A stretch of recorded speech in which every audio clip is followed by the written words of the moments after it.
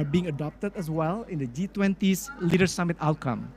Now allow me to elaborate on each of these policy recommendations. First, we call on the G20 leaders to promote open, fair, inclusive, and efficient post-pandemic global trade investment and multilateral governance, including through reforming the World Trade Organization. This recommendation aims to strengthen global collaboration on trade and investment that, amongst others, will help countries to recover faster from the lingering effects of the pandemic. In order to do so, trust and confidence must be restored in the global trading system. This can only be done by rolling back trade pandemic and non-pandemic restrictive measures and faithfully continue to the efforts to reform the multilateral trading system, or WTO, primarily its dispute settlement function. Next, the B20 community believes that we should not let any future crisis create as many disruptions to global economic activities as it has been in this pandemic. Thus, we call on the G20 leaders to facilitate innovation, digitalization, and technology adoption to support international development and mitigation of future crises. Specifically, we ask the G20 to ensure global coordination to facilitate safe and free cross-border data flows and foster conformity in digital trade. We also call on G20 leaders to promote future exchanges and strategic use and sharing of science, technology, and appropriate data for crisis detection. Third, we call on the G20 leaders to amplify support to attain inclusivity in the global supply and value chains. The B20 community believes that an increasingly inclusive global supply and value chains will translate into more resilient and robust economic growth. MSMEs, including women MSMEs, face enormous challenges to be part of the global supply chains, including lack of access to trade finance, limited know-how, and also other non-financial capabilities. We need to address these issues proactively to improve MSMEs' inclusion in the global value chains and let MSMEs tap their full growth potential. In this spirit, the Trade and Investment Task Force launches an initiative which becomes the basis for B20's Indonesia Legacy Program called the Inclusive Closed Loop Pledge, which I will elaborate shortly. Finally, in the urgency to address climate change, we recognize the importance of utilizing trade and investment as instruments to create more sustainable economy. Such B20 community calls on the G20 leaders to make trade and investment impactful drivers for a greener and more sustainable development aligned with SDGs. Now, the B20 Indonesia trade investment puts a great emphasis to build upon and create value add to the work of the previous B20 presidencies. This is how we create our breakthrough policies and push forward the efforts and actions to be more effective in addressing persistent challenges in global trade and investment, yet more efficient in promoting growth. First, in developing a global coordination framework for future crisis mitigation, we specifically emphasize the importance of setting up a crisis management committee that can commit to an open and frictionless flow of critical goods during future crises, as well as creating a robust guideline on health emergency preparedness enhanced by technology. Next, we also realize that to promote inclusivity within global supply and value chains, we need to increase access to finance and create a supportive regulatory environment for female entrepreneurs, MSMEs, and other vulnerable economic groups, such as the informal sectors, primarily by promoting standardized trade finance and by adopting inclusive supply chain models that can benefit them. And lastly, to make trade and investment impactful drivers for greener and more stable development, it is important for us to facilitate the scale-up of voluntary carbon markets, or VCMs, and to enable interoperability across carbon markets in line with the frameworks established at WTO and the Paris Agreement. Now, B20 Indonesia commits to go beyond policy recommendations and create tangible actions that drive progress and leave a long-lasting impact. I'm excited to share that one such actions is initiated and driven by the Trade and Investment Task Force through the Inclusive Closed Loop Pledge. The Inclusive Closed Loop is a multi-stakeholder partnership model to create an ecosystem that comprehensively empower MSMEs, women in business, and other vulnerable economic groups to be part of local and global supply chains. The pledge is designed to create commitment of like-minded companies to support the economic growth of MSMEs by continuously adopting the inclusive, resilient, and sustainable practices. Several hundred entities have joined us in this commitment. This pledge is also the basis for the development of B20 Wiki, a legacy program of the B20 Indonesia. We would like to convey our highest appreciation to all the companies and entities who have joined us in this pledge and expressed their commitment in our greater cause. We hope that this initiative, as well as B20 Wiki, can be a strong foundation for us to foster a tangible collaboration framework across stakeholders to empower MSMEs and promote inclusivity in the global value chains. While I have presented all this outcome at a high level, I think it is time now for all of us to listen and hear from an amazing lineup of prominent speakers to really discuss and examine these policy recommendations in greater depth in the hope of cultivating further resilience and inclusivity in the trade and investment environment. Before I conclude my remarks, allow me to thank one more the leadership of B20 for their guidance and support, and to the task force leaders and members for your endless contribution and hard work, such that today's event made possible. And finally, I'd like to thank all of you, all the participants, offline and online, for your participation in the next lively discussion at the panel session. Thank you so much.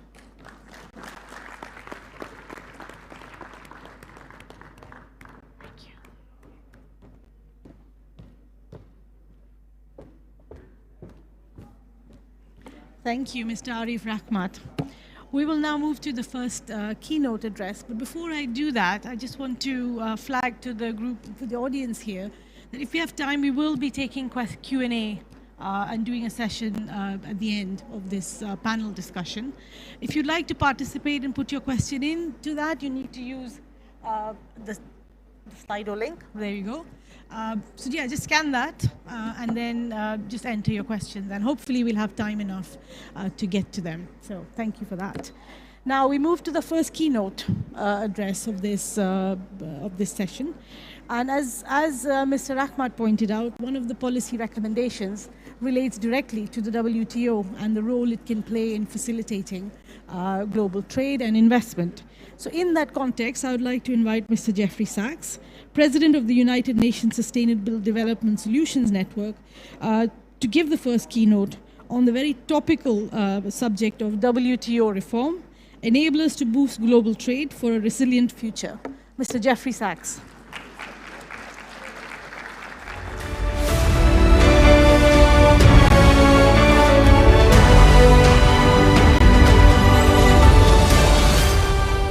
Very much. Let me congratulate the task force on an excellent set of recommendations that are very timely and extremely important. The main problem right now is that there is a loss of confidence in the international trading system and increasing protectionism, especially in the United States, but also in other countries. And this, I think, is a huge mistake and a huge danger. There are several elements of this. In the U.S., because of widening income inequalities over the last 30 years and the effects both of trade and of technology, with the decline of manufacturing jobs, it became quite popular in the United States to become protectionist in politics. And this coincided also with an increasingly anti-China set of ideologies and policy making. The Trump administration began this with a number of unilateral trade actions against China that were utterly against WTO rules. Now, the current Biden administration has legislated in a number of ways that are clearly in violation of WTO, but are playing on the same protectionist sentiments, somehow thinking that this is good for votes. Maybe it is good for votes, but it's bad for economics, and it's bad for the economy, and it's very risky for the global policy environment. We actually have a number of things happening that we should take note of. One is that there simply is much more protectionism now than there was 10 years ago. And the will for keeping open trade has diminished in my country considerably, but the United States is able to affect the whole international trading system when it is in the mood. The second is the U.S. is increasingly using a variety of trade and technology instruments in its perceived battle against China, especially limiting finance between the countries and now limiting the export of technology, especially advanced semiconductors. All of this is breaking global value chains, trying deliberately to decouple the economies. It makes no economic sense, and it is even worse from a geopolitical point of view because it's raising tensions tremendously between the two countries, even to the prospect of open conflict, which is unimaginable but not impossible, I'm sorry to say. When trade contributes to greater inequality within a country, you don't close down trade, you use compensatory measures to address the rising inequality. But that's something that the United States doesn't do in its internal politics, and this is one of the great weaknesses. So I would say to the business community, your voice really matters, and it's not being adequately heard right now. There is a real risk to the international trading system. You're going to have President of the United States here and U.S. delegation. You're going to have, of course, leaders of all of the G20 countries coming. They need to hear from the business community that business cannot function in a highly protectionist and increasingly protectionist environment. It will rip apart supply chains that have been made over the past 25 years or more, and it is not a small part of the stagflation that we're seeing in all of the major regions of the world right now. The pandemic disrupted the supply chains, but trade and geopolitics is deliberately exacerbating all of those tensions. So that's a first point that I would really like to emphasize. The business community should raise its voice. It's not being heard. The protectionism will be terrible for the world if we go down that course. We did it in the Great Depression era, and we're at risk of doing it again in the current geopolitical tensions. A second point that I want to emphasize is we cannot solve the environmental crises in a protectionist, autarkic environment. In order to have a clean energy system, it needs to be an interconnected energy system. In other words, if you think about this region, ASEAN, China, Japan, Korea, Australia, New Zealand, the RCEP region should have an interconnected, physically interconnected, as well as policy interconnected energy system. There should be submarine cables from Australia to Indonesia. There should be interconnections across the ASEAN region. There should be interconnections between Southeast Asia and Northeast Asia. The larger is the physical grid, the more stable, resilient, and low cost is the green transition. You cannot do this country by country.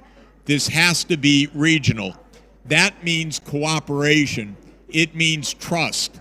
You can't have an American bloc and a Chinese bloc and expect this to work. It's impossible. There will be no energy transition if we fall into this kind of geopolitical division of the world. And there will be no clean energy system feasible unless we are interconnected. This is, by the way, an area where WTO doesn't really have rules of the road right now. Their energy, by and large, is outside of WTO boundaries. There should be trade in electrons, in green electrons. There should be an physically interconnected grid, and there should be the confidence to be able to send electrons back and forth across national borders. The terrible, useless, senseless war in Ukraine, which was stoked by NATO enlargement, which should never have been pushed to Ukraine, and stoked by other tensions, is an example of what can go terribly wrong. We've just had a major pipeline exploded in international waterways. Not good for international trust. I have my suspicions who did it. I won't say at the podium because I get cut off from the media when I try to explain what happened. So I'm not going to say it now. But what I would say is that it is a very bad idea to blow up international infrastructure, and it's the opposite of what we need right now. This idea we don't want to be dependent on someone else is the wrong mindset. We want mutual interdependence. We depend on you, you depend on us. Don't cut off your goods, we won't cut off our goods. That's the way the world works. There is no... So I don't even like this concept. The United States used to say Europe is dependent on Russia for gas. It's got to stop. We've got to not have a pipeline. This is absolutely wrong. Maybe gas wasn't the right thing for the 20 years from now. Maybe it would have been hydrogen in the pipeline. But this idea of dependence is a crude idea. Anyway, it's an idea of generals. It's not an idea of business people. Business people work across national borders. That's how we make prosperity. Please keep up your message, but especially tell the politicians to get their heads on straight and preserve globalization. Thank you.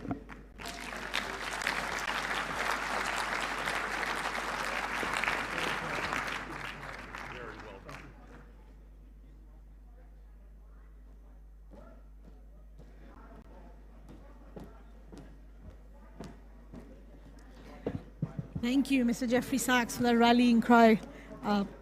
Very, very inspiring.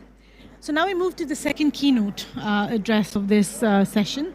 And as you saw from Mr. Rahmat's presentation, one of the policy actions that has come out of the B20 Indonesia task force is around carbon markets and the role that they can play in providing financing and to meet the investment needs of a net zero emissions transition.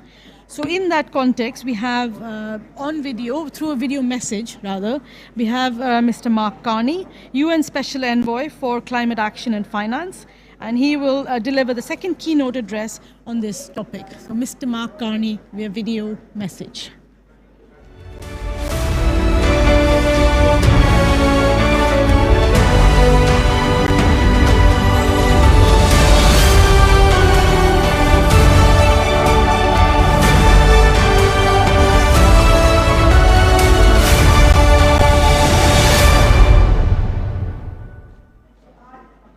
It's a pleasure to join the G20 virtually on behalf of the Glasgow Financial Alliance for Net Zero, or GFANZ. I want to begin by congratulating Indonesia on your successful G20 presidency.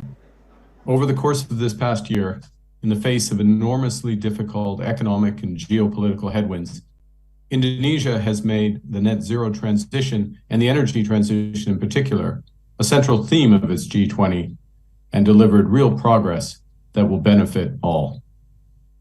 A significant part of this leadership has been through Indonesia's own climate ambition and the launch of the energy transition mechanism and the wider process around the world of the Just Energy Transition Partnership. The success here will benefit Indonesia directly, obviously, through an accelerated move to a more sustainable energy system and economy, but it will also benefit the world by charting a path and delivering a new model that others will follow. I'm going to spend some time on that model and a specific aspect of that with respect to carbon markets in a moment. But overall, the model begins with climate ambition and the support of international partners, and it builds through clarity on implementation, project development, consistent with your climate goals.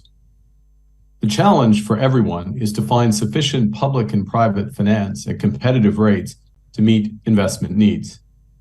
And that means the private sector must play a central role. And that's one of the reasons for the formation of GFANZ, which now numbers over 550 financial institutions from around the world, including a growing number in Asia, representing balance sheets of over $150 trillion. That's why we're working to help identify and solve local and global barriers to financing. And as I said a moment ago, essential to these efforts will be ensuring that carbon markets can play their full role. According to the International Emissions Trading Association, carbon credits could reduce the cost of implementing nationally determined contributions, NDCs, by more than half by the end of this decade. Carbon credits can play a vital role in creating the right incentives for corporate emissions reductions around the world. It can help protect natural capital, and they can direct financing, including private capital, to a range of climate needs, including carbon reduction and removal. Carbon credits will be particularly important for the emerging and developing economies, and particularly with respect to the phase out of coal generation and the rapid ramp up of clean energy investment. The IPCC's most recent report suggests that emissions from current fossil fuel-based energy infrastructure alone would exceed the 1.5 degrees Celsius carbon budget by 1/3, rising to 2/3 if all currently planned fossil fuel infrastructure is taken into account.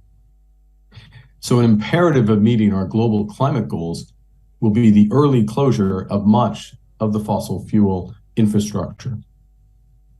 Now, financing the early closure of coal and coal generation is far from reach, and that generation that's far from reaching the end of its life is both expensive and challenging. And this is one of the key areas where carbon credits can play a catalytic role. Avoided emissions from early coal retirement can provide a valuable revenue stream to make managed phase out and a just transition financially viable. Carbon credits can also help protect natural capital and stave off deforestation. Around the world, last year alone, we lost 11 million hectares of forest. That's the size of Belgium. To safeguard the path to net zero, we need to leverage carbon credits now to incentivize conservation of forests and afforestation. Now, critical progress has been made in developing the architecture for both compliance and private carbon markets. Last year in Glasgow, the overarching rules for compliance markets were agreed, and the so-called Article 6 rules and important private voluntary incentives are defining quality in both the supply and demand for carbon credits, and those private initiatives, particularly through the work of both the Integrity Council for Voluntary Carbon Markets, or the ICVCMI, and the Voluntary Carbon Markets Initiative. That said, while the value of global compliance markets doubled over the course of last year, the value of voluntary carbon markets actually quadrupled, but in the grand scheme of things, both are far too small. So we need to accelerate progress on a high ambition path. According to the IIF, under a Paris-aligned or 1.5 degree scenario, voluntary carbon markets need to expand 15-fold from current levels by the end of this decade. And of course, those markets need to be cross-border. And because there are few compliance markets, we need the private sector to get involved at the center as both issuers and buyers of those carbon credits. And that's why the B20 is absolutely right to call on the G20 to encourage and support participation in voluntary carbon markets. And GFANZ and its members are 100% behind this call. Indeed, in our public policy call to action to G20 leaders, we've outlined a series of recommendations, and it devotes specific attention to the importance of scaling voluntary carbon markets. There are also a few targeted changes to the system that could help improve the private sector use of carbon credits. Let me just outline a couple. First, with respect to the supply or the creation of carbon credits, it's obviously critical that they are high quality. And we want to encourage both the private sector and governments to rally round the ICVCMI, which has issued draft standards on what constitutes high integrity. As market participants adjust to these standards, interventions from bodies such as MIGA or private insurers can further help de-risk the initial use of carbon credits and purchase. On the demand side, we need to clarify when it's appropriate, indeed necessary, for companies and financial institutions to buy carbon credits. We all know that carbon credits should not be used in any way that disincentivizes absolute decarbonization across a company's value chain. And we don't want it to discourage financial institutions from engaging the companies they lend to or invest in, their clients effectively, on emissions reductions. But we also know we can't constrict the use of carbon credits to such an extent that the buy side of the private sector moves away from carbon markets. But there's a way forward to a world where corporates and financial institutions develop robust transition plans to reduce their absolute emissions. They set science-based targets, they bear down on those emissions, they disclose their progress against those emissions, and then they use carbon credits for their residual emissions. And this would be absolutely in support of the 2050 targets. Ramping up carbon credit purchases, particularly credits from emerging markets, while decarbonizing directly, is a way for companies and financial institutions in developed economies to live the talk of high ambition transition planning. And that's why Lord Nick Stern, Bill Winters, Gunter Tallinger, Tim Adams, and myself outlined last year a high ambition pathway where both mitigation and compensation are delivered. Without emissions reduction and capital flows to the emerging and developing world to protect natural capital and support accelerated transition away from coal, we simply will not avoid the climate catastrophe that would come from missing our Paris goals. So GFANZ is encouraging corporates, financial institutions, and most importantly, governments to support the standards proposed by the VCMI. We also want to make sure that companies and financial institutions get credit for phasing out coal projects on an accelerated timeline, even if the emissions from those projects have not yet reached zero. The private sector needs an incentive to help wind down high-emitting assets in line with net zero pathways. So let me conclude. We know we're not starting from scratch. The foundations have been laid through Article 6, through the ICVCM, and through the VCMI, and there is good progress underway. But it's important that your call, our call at the B20 and GFANZ and others, that we step up to improve the scale and use of voluntary carbon markets. Let's build on these early steps. Let's accelerate collaboration and tangible action so the carbon markets can fully support the net zero transition that Indonesia is leading and the world needs. Thank you very much.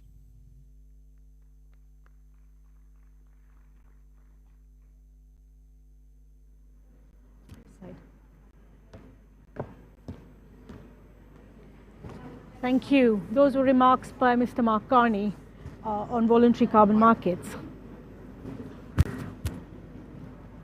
It should be on. It should be on. Okay. Yeah. I'm glad people are paying attention. That's good. Okay, so now we move to the session, the section of this session on the panel discussion.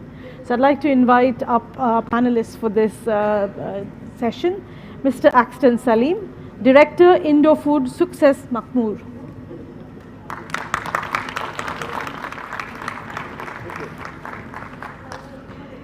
Ms. Barbara Beltrame, Vice President, Confindustria for Internationalization.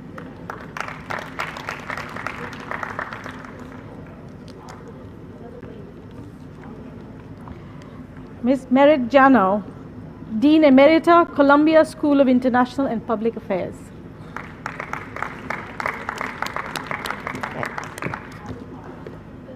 Mr. Myron Brilliant, Executive Vice President, U.S. Chamber of Commerce.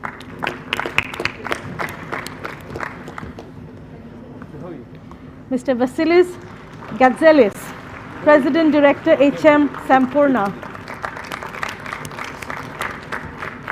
This one is mine. And finally, Mr. Shang Guangda, Founder, Tingxian Holding Group.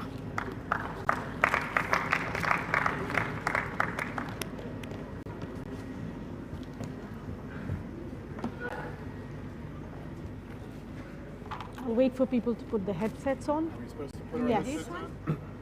Unless you can hear me. Yes. I know. Okay. Do we need them on for this speaking? You don't need to have them on if you're speaking. Okay. So. Good. Okay, so welcome all to this discussion. Now, the COVID-19 pandemic and recent supply chain disruptions have focused minds on the value, like developing resilience through maybe not through different types of disruptions that you might see going forward, not just in the context of the pandemic or the crisis we see currently in geopolitics. We also heard now recommendations from Mr. Rahmat on what the B20 task force has said on that to facilitate and increase the resilience of these. May put your headsets on.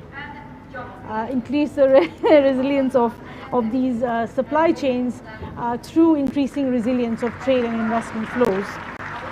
In addition, we have a couple of really good keynote speeches. You should have a. Do you have a headset? One is, yeah.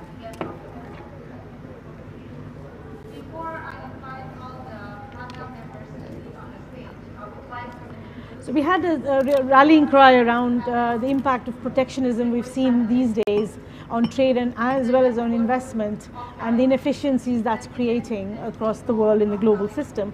And then of course we bring in the issue of energy transition and sustainability and the need to have cross-border financial flows and different mechanisms for getting those flows going, which Mark Carney spoke to.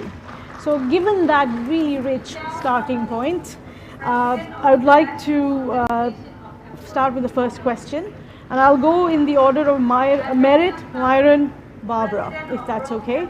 The question I have for you is, what does a resilient supply chain network look like? And what are the key characteristics that you would define resilience in terms of? So I'll start with you, Merit, if that's okay. Sure, thank you very much. It's a pleasure to be here. This is really an extraordinary gathering of business and policy leaders who I think are exactly the communities that have to engage on these questions. So, I mean, first of all, resilient supply chain means an open supply chain. You know, very few countries, if any, can really manage their needs. They simply cannot, only through domestic production. So you need an open trading system. With the, you know, unique strains that we've just all seen,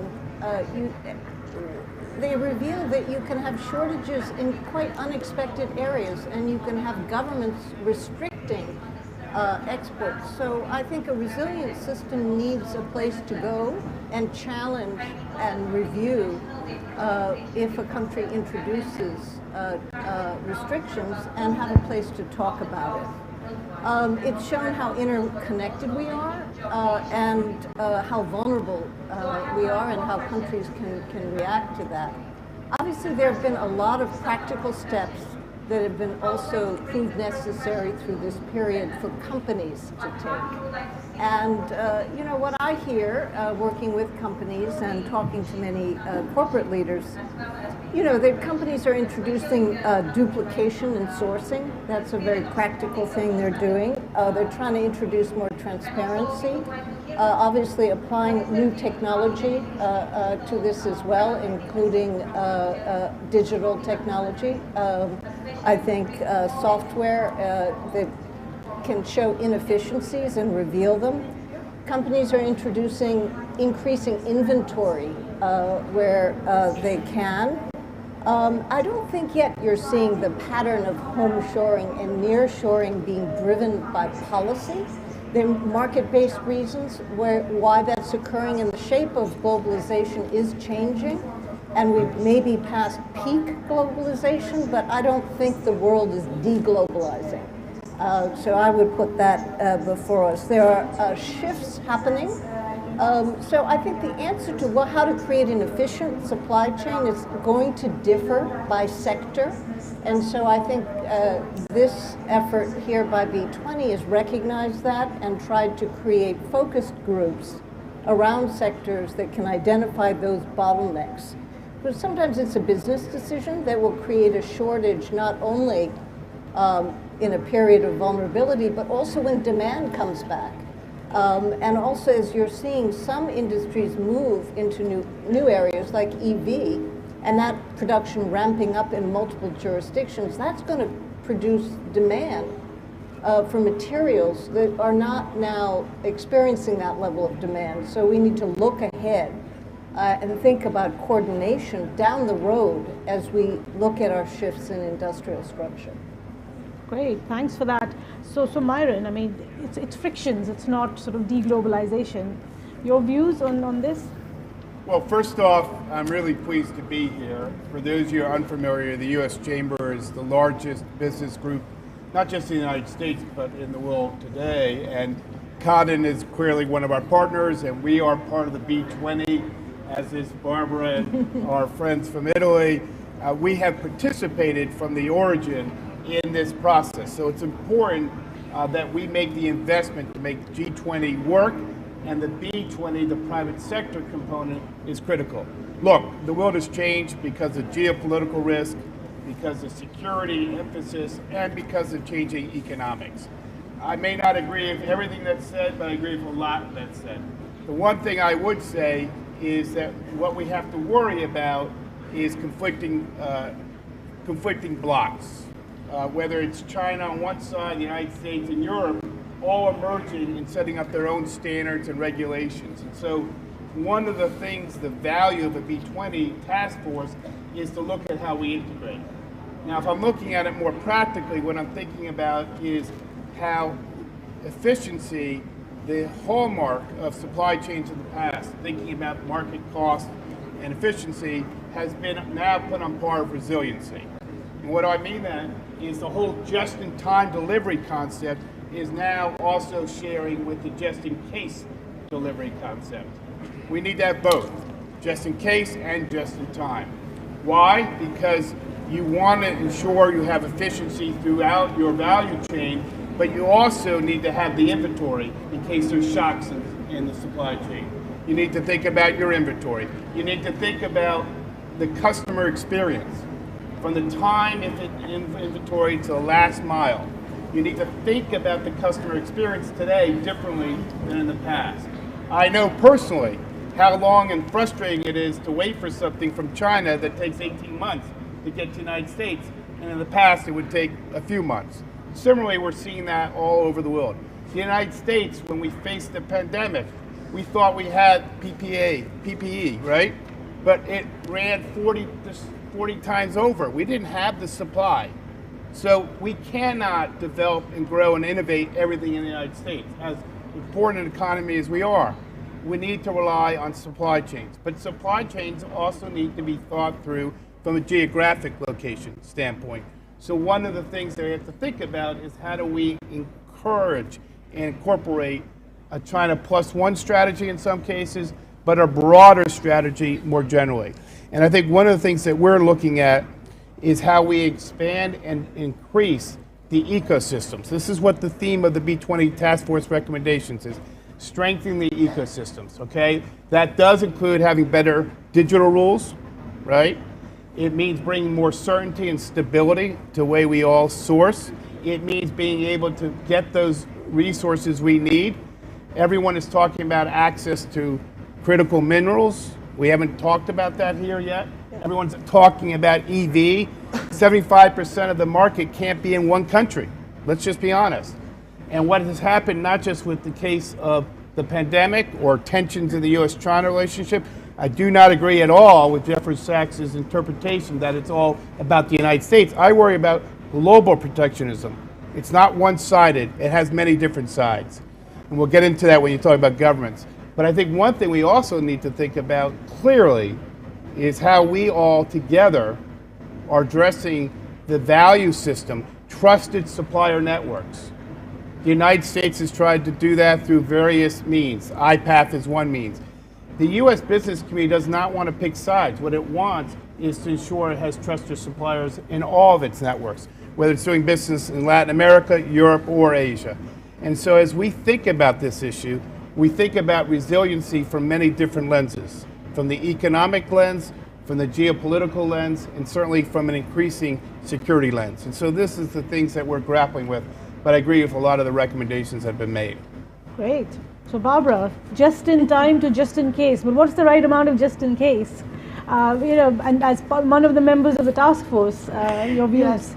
Yes. So thank you very much. But first, to answer to your question, please let me congratulate with Arif for the and also of the team of his team for the excellent policy paper that they made. I know how it's difficult to have done this job. Yes. Yes, it's very difficult and I mean I think it's difficult to converge a common understanding to different countries. But come back to your question. Look, some say that disruption is the new normal. And if this is true, business ability to absorb stress, recover critical functions, and prosper in changing environment, this ability is crucial. But there is more to do, I think, we think actually for the public regulator as well. Like the ideal supply chain should be formed by companies high performance, risk and resource management, with good access to finance, of course, and with a stable and secure supply of energy, raw materials, intermediate goals and components, of course. Also, there should be a very low tariff, we think, technical and logistic barriers, and it will be much better no political intrusion at all. But I know that is difficult. But now, if we think about what we are seeing the last 2 years, from the storage of a personal protection device to the heavy logistic bottlenecks, following the recovery of the global demand. Moreover, now we are still dealing with the consequence of the Russian invasion of Ukraine. An energy crisis is putting some region, especially our region, in very strong difficulty. I think that basically all actors should be able to respond to crisis by striking a balance between sustainability, responsiveness, and cost. Unfortunately, most of the time, it's very difficult to achieve this goal. But in conclusion, what I would like to say is that resilience is a moving target rather than a one-size-fits-all target. Great. Thank you for that. Yes. Very brief. Yeah. Great. So moving to the next question, I'd like to ask in order of Axton, Vasilis, and then Chang. So just to warn you on that. Based on your experiences, what component was lacking in terms of getting supply chain resilience during the disruptions we've seen of the last few years? So start with you, Axton. Thank you so much for having me in this forum. Indofood is a total food solutions company with businesses ranging all the way from plantations, manufacturing, all the way to distribution of our products to the consumers. So prior to COVID, of course, our supply chains have become more efficient and interlinked with globalization. But with COVID and geopolitical tensions, we finally identified where we have these dependencies. And now we have to reevaluate what the supply chain dependencies are. I mean, the just-in-case and just-in-time concept is now the new norm for sustainability of supply chain. And logistical issues as well. So logistical issues has caused a lot of the increase in costs for our supply chain. If I may just share a little bit, I think Indonesia, with a population of about 270 million people, is increasingly becoming a very important player in terms of the global supply chain. It being an exporter and also an importer. I mean, if we can take a look at two different agriculture, the first one being vegetable oil. Vegetable oil, Indonesia is the largest producer for vegetable oil, having a global production of 20%. And with that, we are accountable for about 30% of the total global vegetable oil market. But on the other hand, wheat, Indonesia is not a producer, but we are the number 11 in terms of importing of the global wheat. So with these two food commodities, I do see that they have the challenges in 2022, and this is demonstrating the impact of the supply chain distribution, and I think it impacts the food security as well for the countries. So going back to you, I think for the components that was lacking, global coordination. That's when governments want to improve the food security within the countries. I think they have to rely on the global food supply chain. And they may not, because I think for Indonesia, we may not have the climatic conditions to grow the staple foods. And how it can be further improved, definitely I think B20 is a good platform to have, how we can try to have fewer trade barriers, import restrictions, more free trade agreements to smoothen the flow of goods. And distributed supply chains, I think, is important as well in building a more resilient and opportunity as well. So I think that's in a very concise again. So please. No, but thank you. I mean, it's a real tangible example given the industry you're working in. And we do see these issues around food particularly, and restrictions on exports of foods that have been coming in. So, Vasilis, your views on what you think was missing, a key component to improve resiliency over the last few years? Thank you, Malika. Selamat siang ke semuanya. Senang sekali berada di sini hari ini. Wow, well done. Gold star. It's a pleasure to be with all of you, and thank you for the invitation. And I would like to take the opportunity to congratulate Pak Arif and the whole task force for the excellent policy recommendation. When it comes to the question, we know that the pandemic and the geopolitical tensions have really disrupted the way the supply chains work. Of course, on top of the major impact, unfortunately, on the lives of human beings and the global public health. Now, if I would focus on three main factors and components of the supply chain, the first would be the anticipation and the forward-looking scenario planning. We need to have visibility end-to-end across the value chain at global, regional, and national levels, both upstream and downstream. We have seen major interdependencies in this period. The second, we need to have more stress tests and understand the vulnerabilities of the global supply chains, and always have a balance between efficiency and the just-in-case concept, the flexibility. And we have seen new initiatives like increased buffers, increased inventories, diversification of manufacturing networks, having proximity to end customer, etc. Now, the second major area is about collaboration among key stakeholders, and I would like to stress, of course, the governments, private sector, large corporations, but also micro, small, and medium enterprises that have been one of the focus areas of the task force. MSMEs account globally for more than 50% of the workforce, and in Indonesia, it's around 97% of the workforce and more than 60% of the GDP. And based on the World Trade Organization data during the pandemic, around 60% of the trade finance requests of MSMEs were rejected, and this number kept on going up. So it's very important to include MSMEs in the whole value chain. And the third area, I would say it's about policy making. Policy making based on evidence, fair, open, using data and science.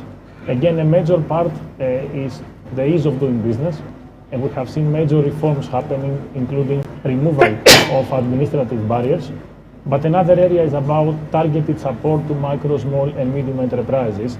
And I'm very proud to be living in Indonesia, and I have seen President Jokowi encouraging the businesses to deliver value for the socioeconomic well-being of the broader communities. And what MSMEs need is a broader ecosystem. They need to be integrated in the value chains. They need financing. They need access to technology, access to markets. They need know-how. And it's very important to include inclusive value chains. And in this respect, the Task Force of Trade and Investment has been also proposing to have clear definition of MSMEs so we can have always targeted recipients of the help from the governments. Great, thank you. I mean, I take your point about the anticipation. I mean, I think I first heard someone mention a global pandemic more than 15 years ago, but then the preparedness never happened to follow that. And also a great point about taking account of the MSMEs aspect in this. So that's, yeah, excellent points to make. So, Shang, coming to you on this, what is your experience? What do you think would have improved resiliency of the supply chain over the last few years? 很高兴参加今天的这个讨论。那么对我们来说，不同行业的供应链它是不一样的。face different problems of supply chain. I'm dealing with materials, and the materials there's a periodicity is important.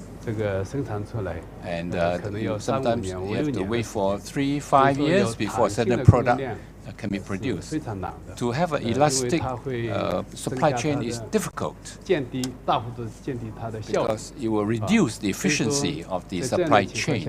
Under these conditions, the last few decades, we have built up a system.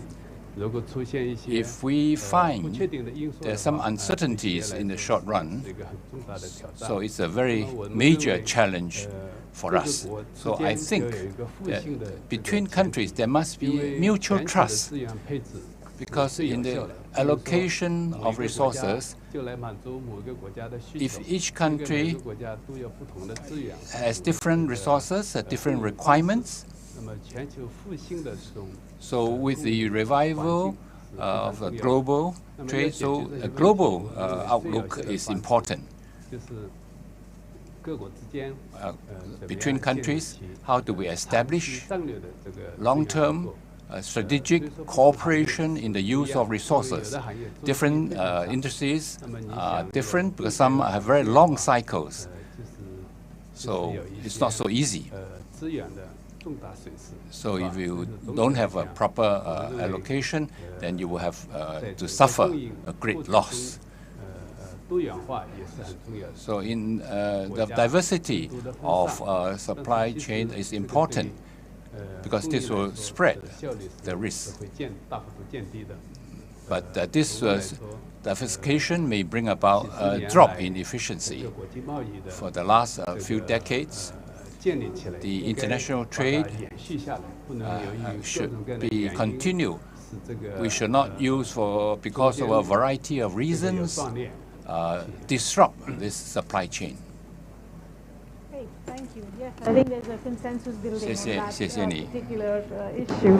So going on to that, now this question is to all panel members, and I'll start from this side, Myron, with you, and then move to Shang over there. And this is around, what can governments do to help build supply chain resilience? So that's part one of that question, and I think I see what the answer might be to that. And then secondly, what role can the B20 specifically play to facilitate this? So two-parter there. Myron. Well, I think there is a common view here, right? I think we have to invest back in the multilateral system. We have seen the world divided into blocks and sub-blocks, and we have to find a way to work together. I think that is the theme of the conference, and that's clearly important. And that means building up trust in the multilateral system. It means building up trust in supply chains. There is a tendency now for governments to think they can go alone. The self-reliance policies that are developed in places like Europe, in China, and even in the United States is not building up. These are the three most important economic blocks. If these three areas are not able to recognize the bigger play, then we have a challenge. Trade disruptions, export restrictions. We heard a minister here today, who I happen to consider a friend, talk about export restrictions. We have to deal with these issues in a legitimate, open way. Same thing about import restrictions in the guise of climate. We've seen this, no offense, in Europe. We've got to work through these notions that we're not going to agree to everything, but we're going to harmonize standards and regulations as much as possible. We've got to provide for safe and secure data transfers. We have to allow data to move across borders in a way to enhance innovation. And that's something that we have to build trust around, because what's happening around the world today is the sense of security walls. We've seen that in the United States in adopting export control policies, and we're seeing that elsewhere. We see that China as it adopts its own national security regulatory means. And we see that in Europe with Emmanuel Macron talking about tech sovereignty. If we're going to be open and honest, we've got to confront these challenges collectively, not blame one country, but collectively deal with them together. And then ultimately, I think what we need on that front is just to recognize the private sector role in driving innovation and encourage that innovation to thrive across markets. And that's a real challenge again, because that innovation, everyone wants to own it, but it's got to be shared and it's got to be inclusive. I do agree with the notion around more financing of small and medium-sized enterprises. I think investing in financing in creative ways, and I think that's one of the recommendations of the Trade Task Force for good reasons. A lot of small businesses will become big businesses, and they need the chance to thrive and grow, and we need to be inclusive. We've talked about women empowerment in some of the economies in Asia. The investment in women is very important to the growth of and healthy growth of society. In terms of the role of the B20, I think I've highlighted. We need to be united in our calls against protectionism. We need to be united in our calls for pragmatism and responsibility in government actions. And we need to be united in seeking certainty and clarity on what the rules of the road are, because we do not have certainty in an environment where we have so much geopolitical uncertainty. And we have to work together, whether it's on climate or on food and on transition issues around energy. We've got to work together, because there is no way to have a sustainable and resilient future without us coming together as a big global community. And so the business community has a voice. Sometimes our voices are heard, sometimes they're not, but when we're united, our voices will be heard better. Great, thank you for that, and thank you for bringing in the energy transition too in this context. Barbara, over to you. Well, okay, thank you very much. Actually, I completely agree with him. Very good. I think the role of the B20 is push, stimulate the G20. It's better to say, to give the possibility to the G20 to understand what are the problems and what the company, the business needs for support us. So this is the first thing. So I think also it's very important that the political weight we need to put also to the WTO reform. I think it's very important. I think it's essential for the business, also for the politically, for the government's way, because without a regulatory system, it's impossible to go together in the same way. And yes, actually, I don't want to repeat all the things that I agree with him, so maybe I give the floor to him. But this is very important, I think, the WTO and go together in the same way. Yeah, it's a strong, powerful message, exactly. Especially in a moment of economic recovery. Yeah, and growth. And also now voice. That we have a lot of, as he said, geopolitical problems. So, yes. Yeah. Okay, perfect. Thank you. Merit, over to you. Well, thank you. I do agree with what's been said, and I think it's worth each of us still saying that keeping markets open is, a primary essential task. I think we have to be pragmatic, and business is pragmatic, about advancing frameworks. Some may be hard, some may be soft, where we can. And it is a refrain that you hear around the world, make progress where you can. There's a lot of momentum that's recognizing the value of expanding frameworks around the digital economy. Now, the WTO hasn't taken that up. It's not moving ahead in any area quickly. But there is this idea of joint statement initiatives, which means, coalition of willing countries. If they can move forward, they should. Getting consensus of 164 is really impossible. Maybe there's progress that could be made on the digital economy or e-commerce. If it can't be done there, it should be done elsewhere. There's expansion of discussion around that in the new IPAF proposal of the Biden administration is just taking shape. This region has experimented a lot, whether it's an RCEP or CPTPP or so on. So digital is one important example where I think you can advance progress in pragmatic ways and in alternative frameworks. But I used to serve as the North American member of the WTO appellate body, and obviously that has been stopped dead in its tracks. There are many ways for dispute settlement to advance, not just the way it was structured in the past. I do think reform of the WTO I would put on the agenda, but we shouldn't be waiting for some grand package. The days of that are over for the moment. I think, again, you can develop 4 or 5 work streams on areas where there's possibilities. I would also say subsidies is an issue that the business community should care about. And we probably need to update our thinking to create more exemptions for certain areas of subsidies, R&D subsidies, maybe some high-tech, maybe some environmental. We need to rethink subsidies. So move ahead where we can. Now, actually, Secretary Yellen made some very interesting remarks recently about modernizing the multilateral institutions, the bank, the fund, and creating new trade rules as well.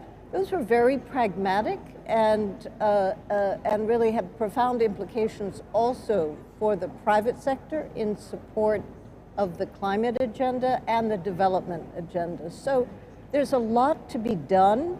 The private sector is an essential partner. None of this can happen without cooperation between governments and the private sector and other affected groups. Yeah, thank you for that. Yes, so it's like, let's not let perfect be the enemy of good progress in this context. Vasilis. I agree with that. Yes, I couldn't agree more with the need for collaboration between the public and the private sector. And we have to work together to keep goods, services and investments open. We need to keep the flows open. There are 3 areas of focus. One is the inclusion of the business community across the policy-making stages. The second is, of course, the policy-making itself needs to have a predictability, it needs to have an openness and fair practices. And I would like to focus again on the need to targetedly support the micro, small and medium enterprises. Now, one of the B2 legacies, B20 legacies of Indonesia is what Pak Arif mentioned as the inclusive closed loop framework. This is about focusing on the sustainability of economically marginalized groups like MSMEs, like farmers, like fishermen, like female-led businesses. And allow me to mention a couple of examples from the company I'm working for, which is Sampurna. Sampurna has 109 years of history in Indonesia. It employs more than 65,000 people and has 44 manufacturing facilities in Indonesia, both for domestic and export purposes. So how Sampurna is working together with the government and focusing on creating value for the ecosystem, which helps the resilience of the supply chain. One upstream example is with farmers. We work directly with more than 22,000 farmers based on standards and measurable frameworks. So we're empowering the farmers, we give them visibility so they can comply with international standards and be part of the global value chain. The second example is about downstream example. We work together with more than 200,000 mom and pop stores.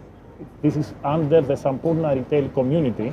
60% of them are female owned, and they're a primary source of income for their families, and they are geographically dispersed across the archipelago of Indonesia. What do we do for these mom and pop stores? First, as a private sector, we can give them access to technology, we can give them capability training, and we can give them business development opportunities. For example, a mom and pop store in the past would have to go to wholesaler many times per week because they have limited working capital. Now they can order online, they can have delivery in the store, and this way it helps on the sustainability, on their efficiency. At the same time, the government gives them access to loans for working capital, for business development through state-owned enterprises. So we see many examples on how the private sector can work together with the public sector to promote sustainability of the supply chain, focusing a lot on the marginalized groups that I believe is one of the legacies of B20 in Indonesia. Great, I love the examples, Vasilis, love the examples. Axton. Yeah, just to continue, I think as other countries are actually becoming increasingly inward and emphasizing on self-reliance, I think instead we should be seeing how countries and companies should be focusing on local and regional resilience for the supply chain and the securing of the raw materials. So I'm just going to echo what has been said. And I think the closed-loop inclusive business model is initiated by KADIN, which is the Indonesian Chamber of Commerce. And let me share how Indofood's role as an intaker for the closed-loop business model. So we work together with the farmers, and the partnership model actually works together, includes good agriculture practices, support, climate change risk mapping, mitigation through public-private partnership with governments, farmers, and relevant stakeholders. And this helps to diversify the supply chain option that has been proven to help global value chains and the disruptions to create a more resilient economy. So for us, I think we are working together with about 20,000 farmers farming potatoes, chilies, cassava, coconut tappers, and even dairy farmers. And also we have 48,000 oil palm plasma smallholders farmers as well. So with this, and also in order to have a supply of potatoes, we also have developed our own industrial potato seed production for Indonesia. So with that, these are just some examples of how Indonesians can use, or we can utilize local resources, land, manpower, and man hours to increase the local production. And hopefully this is an example which we can replicate to other crops, other livestock, and of course other regions as well, to enhance, increase the local resilience in the food security in the country. And I've got one more person. One more. Yep. And yeah, just to end off, I think when you mentioned about B20, what we can do, I think I've always been a supporter of the gotong royong concept of Indonesia. You know, we're working together. So I think the closed loop is a good example. And then also, I think the B20 can help with the coordination of countries and the regional, global, to see the demand and supply of the raw materials that is needed, and see how we can actually create an effective supply chain so that we can be I think that there was a good word that was being used, like interdependency or so I think just to cut it short, I think that's where I don't know where to stop. You know? No, good. Thank you very much, Axton. Sean, yeah, please. You get the last word. OK， 我刚才也非常赞同各位的观点。我觉得政府 points expressed by the others. The government on the question of supply chain has an even more important responsibility, because every country, every region cannot work independently. So the government must work with other governments so that they have this proper interaction among governments will lead to a greater stability. Over the long term, the cooperation between governments and between regions will have very good prospect for further development. Without intergovernment cooperation, without interregional cooperation, there will be less chances for a stable supply chain. So the other point is that the interaction between the industries and the government is important. Otherwise, the information available will not be accurate. So the government, in stabilizing the supply chain, has a very important role indeed. Thank you very much for that. Now we have one intervention that's going to be a pre-recorded video message, which speaks to the question of having these policy recommendations set by the task force that we've heard about. How should the G20 governments implement them concretely? And for that, I invite a video intervention pre-recorded by Mr. Leon Wang, Trade and Investment Co-Chair, to share his thoughts. I would like to start by taking the time to thank Chair and members of the task force for collaboration on the B20 Trade and Investment Policy Paper. This is incredibly important work, shaping post-pandemic strategy on trade, innovation, digitalization, and technology adoption with a focus on the Sustainable Development Goals. I'm proud to have been part of this and inspired by the commitment to realize these goals. Speaking as a healthcare professional, my focus is on strengthening healthcare resilience. This relies on powerful public-private partnership and robust supply chains to ensure we are as prepared as possible for the future pressures on our healthcare system. Out of the many policy recommendations in this paper, I want to focus on two: equitable vaccine access, innovation, and health emergency preparedness.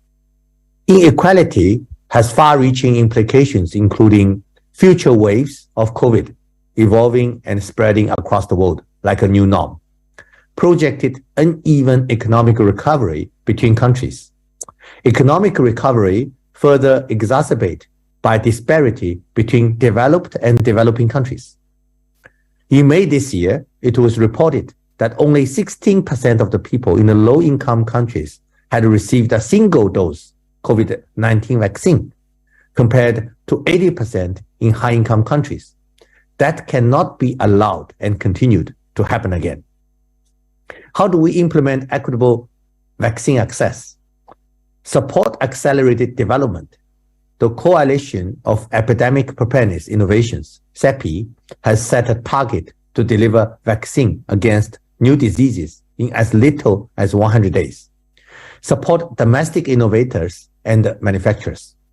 Harmonize regulator approval so that smaller countries do not have to wait. Create financing mechanisms so that countries can procure vaccine regardless of national budget. Health emergency preparedness and innovation. This leads me to the critical role of health emergency preparedness for future crises and innovation within that. We must act now on the lessons learned from the pandemic. Approach healthcare as an investment rather than cost. Accelerate international collaboration, especially information sharing.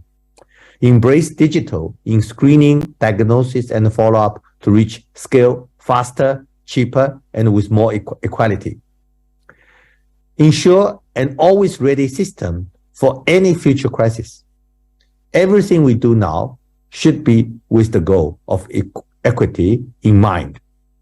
The WHO is working to negotiate and commit to implementing an international agreement on health emergency preparedness, and I urge the G20 to support these efforts.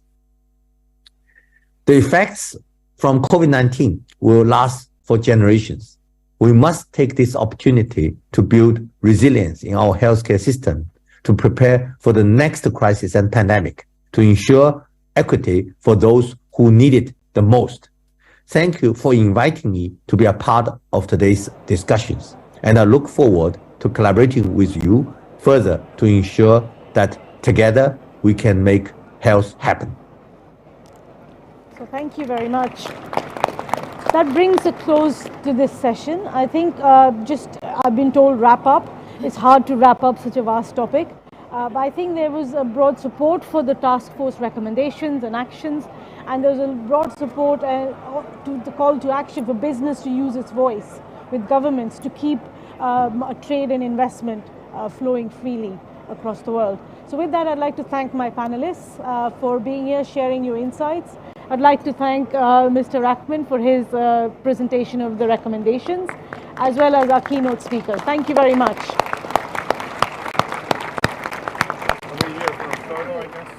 Okay, so now we're doing a photo.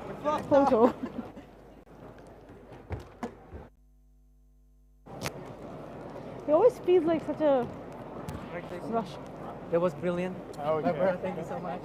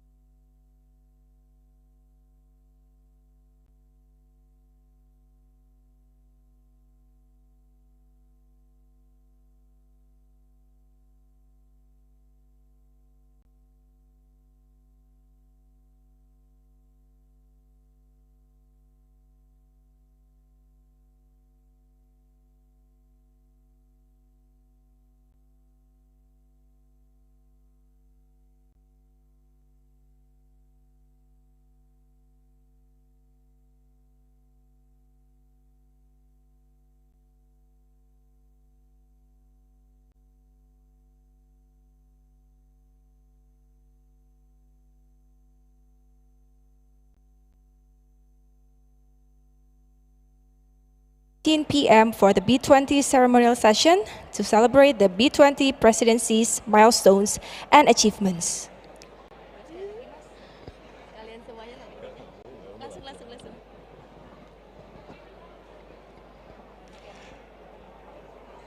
Ladies and gentlemen, after those very insightful panel discussions, now we will have a short networking break in order for us to modify the layout of the hall to accommodate the next portion of our agenda. Thus, we humbly request that everyone exit the plenary hall. And please don't forget to bring along your belonging. And for those of you who feel that you left your belonging earlier before the lunch, you can recollect your belonging on the left side of the main hall.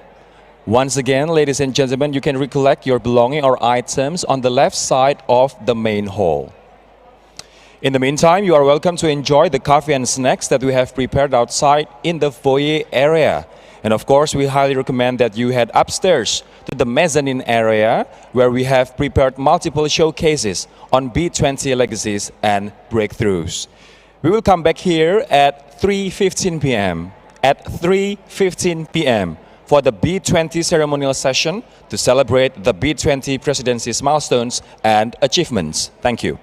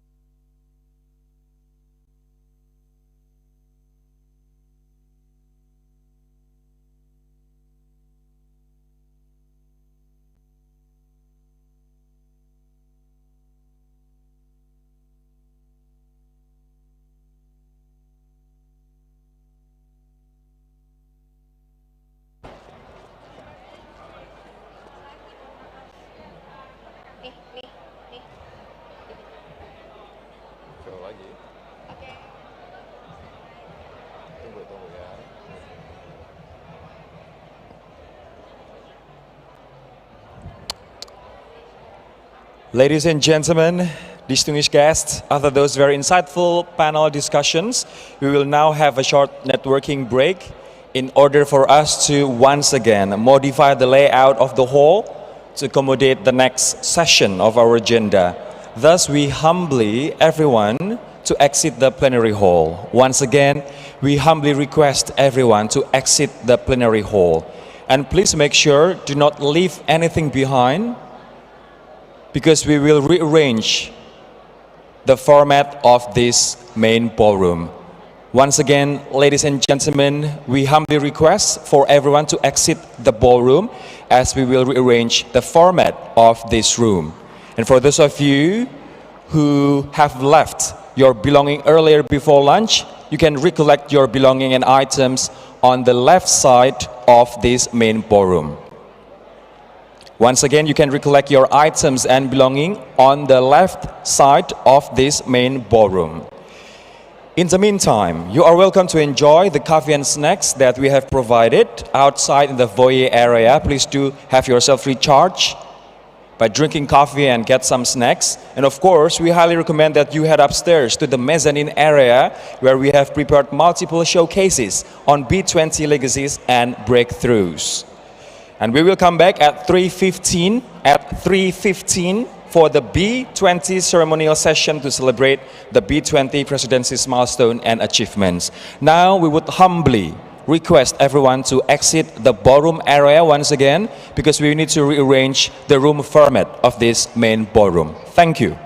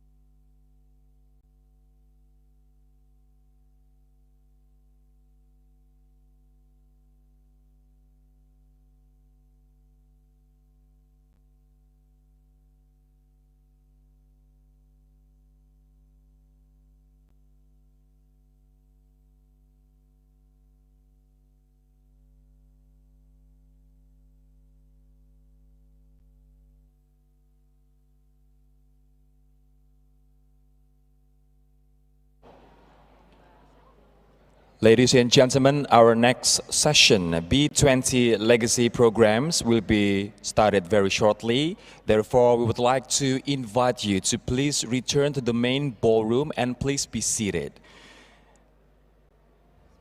Please be seated, ladies and gentlemen, and please, for those of you who are still at the foyer area, please return to the main ballroom as our next program, B20 Legacy Programs, will be started very shortly. Thank you.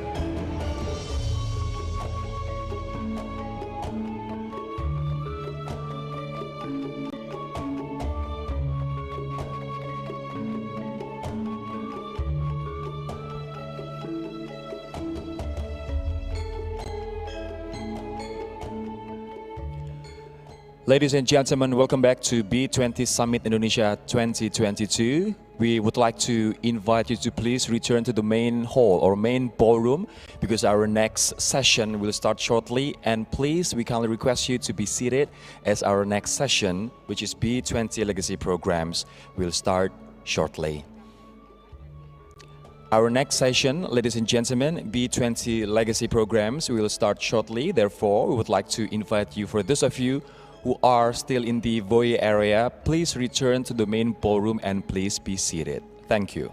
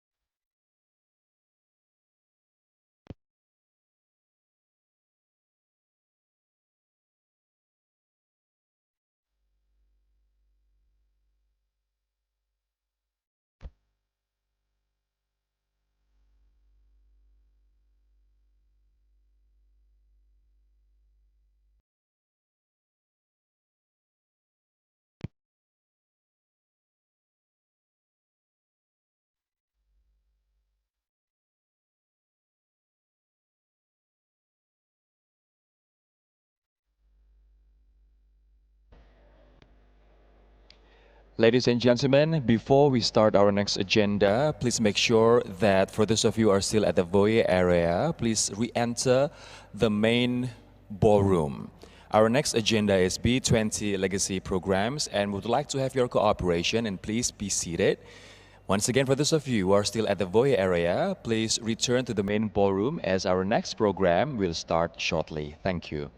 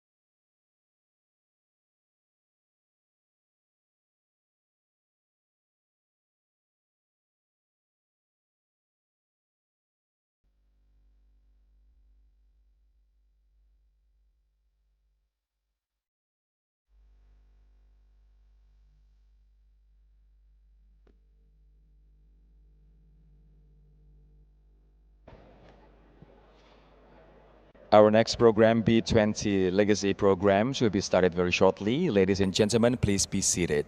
For those of you who are still at the outside part of this ballroom, we would like to re-invite you to enter the main ballroom for the next session, which is B20 Legacy Program. Ladies and gentlemen, we'd like to have your cooperation. Please be seated as our next agenda will be started very shortly. Thank you.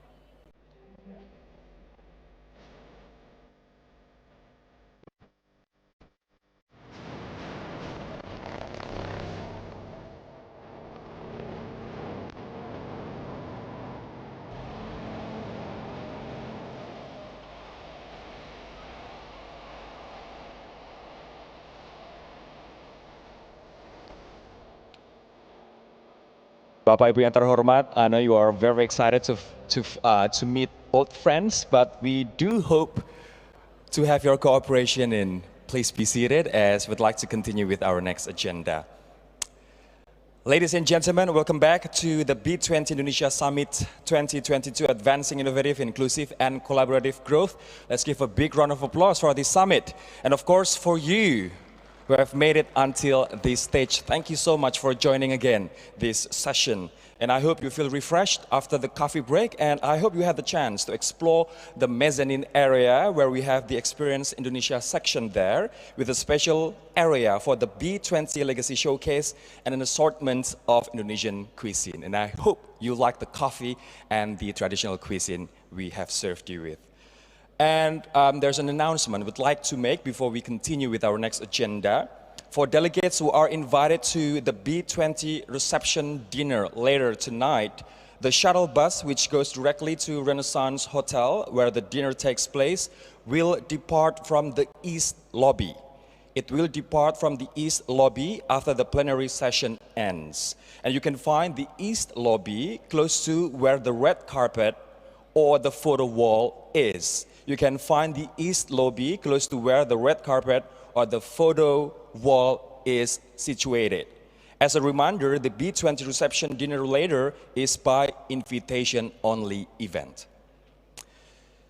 Ladies and gentlemen, now we will proceed to the ceremonial session. B20 Indonesia has made great strides in driving ongoing collaborative efforts to develop concrete and actionable legacy programs. And there are a total of 4 B20 legacy across 3 key focus areas, namely green transition, economic inclusivity through digital transformation, and equitable access to healthcare. And this session aims to showcase these B20 legacies and acknowledge the support from both B20 task forces and Action Council leaders, as well as the B20 legacies anchor partners that have contributed so much to the development and sustainability of the B20 legacy.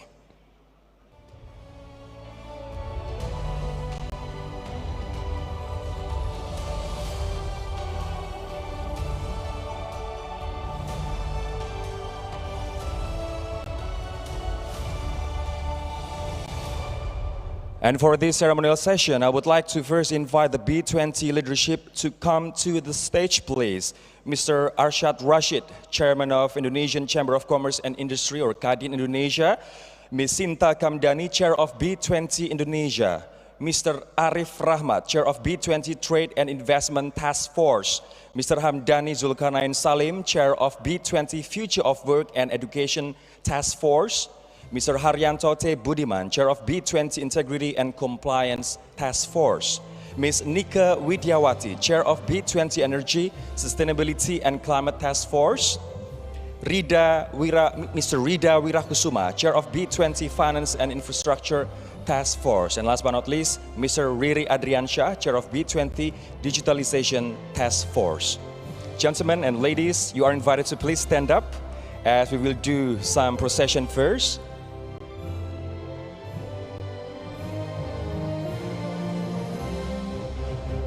And thank you for joining us on stage, ladies and gentlemen. And now I would like to give the stage to Mr. Rasjid and Ms. Kamdani to open this session, please.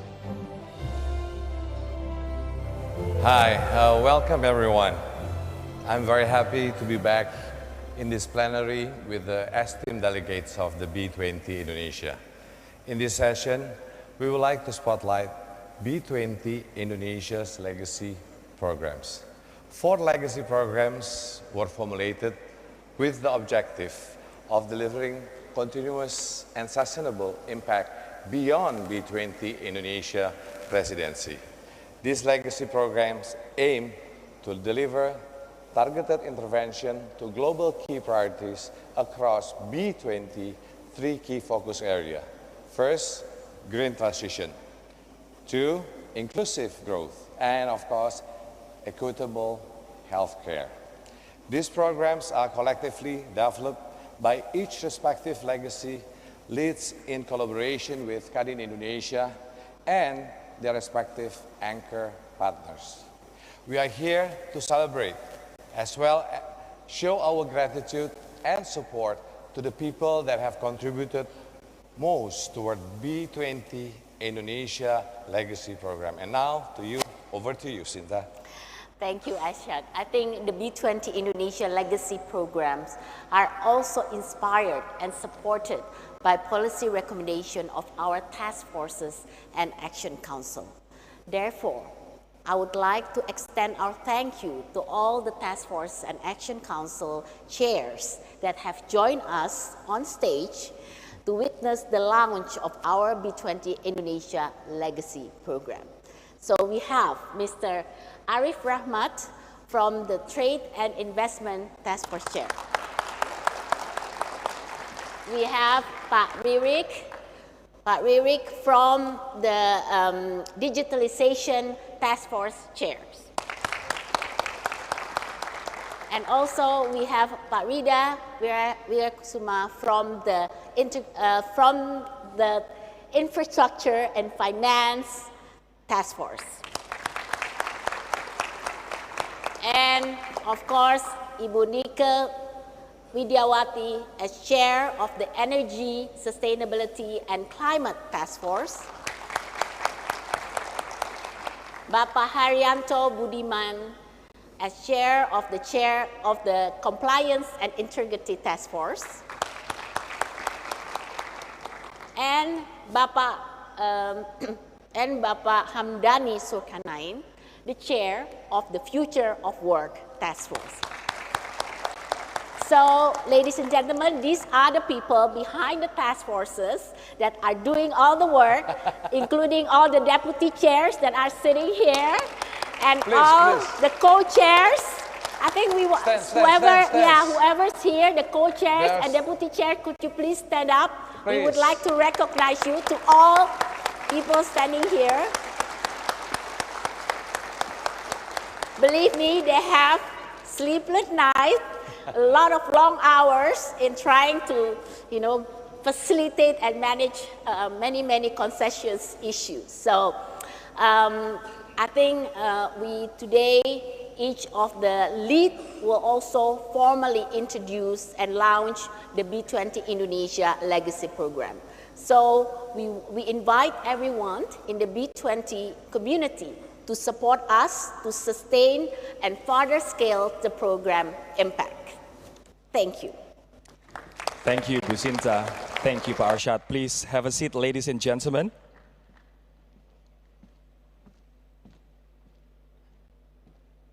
And now for the ceremonial session, we will start the ceremony with the first legacy, the B20 Carbon Center of Excellence, as the legacy to accelerate green transition to reach net zero emission. Therefore, I would like to invite to the stage Mr. Agung Wicaksono, Legacy Co-Lead of the B20 Carbon Center of Excellence and Deputy Chair of the B20 Energy, Sustainability and Climate Task Force.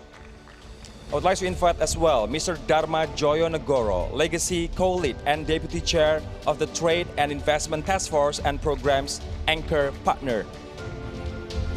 And the program anchor partner is Mr. John Moore, CEO of Bloomberg NEF.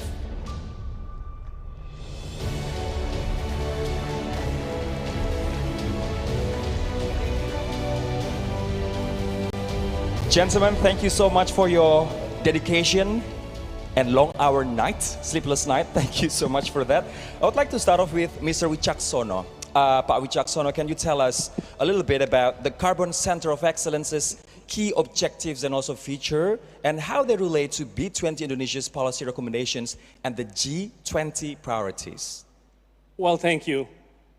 If you talk about B20 legacy, the best legacy that we could give to the next generation is this planet Earth. The next generation, the young people, I remember when I was young, they like to go on street to protest. People like Greta Thunberg, she went on street to protest that we take action against climate change.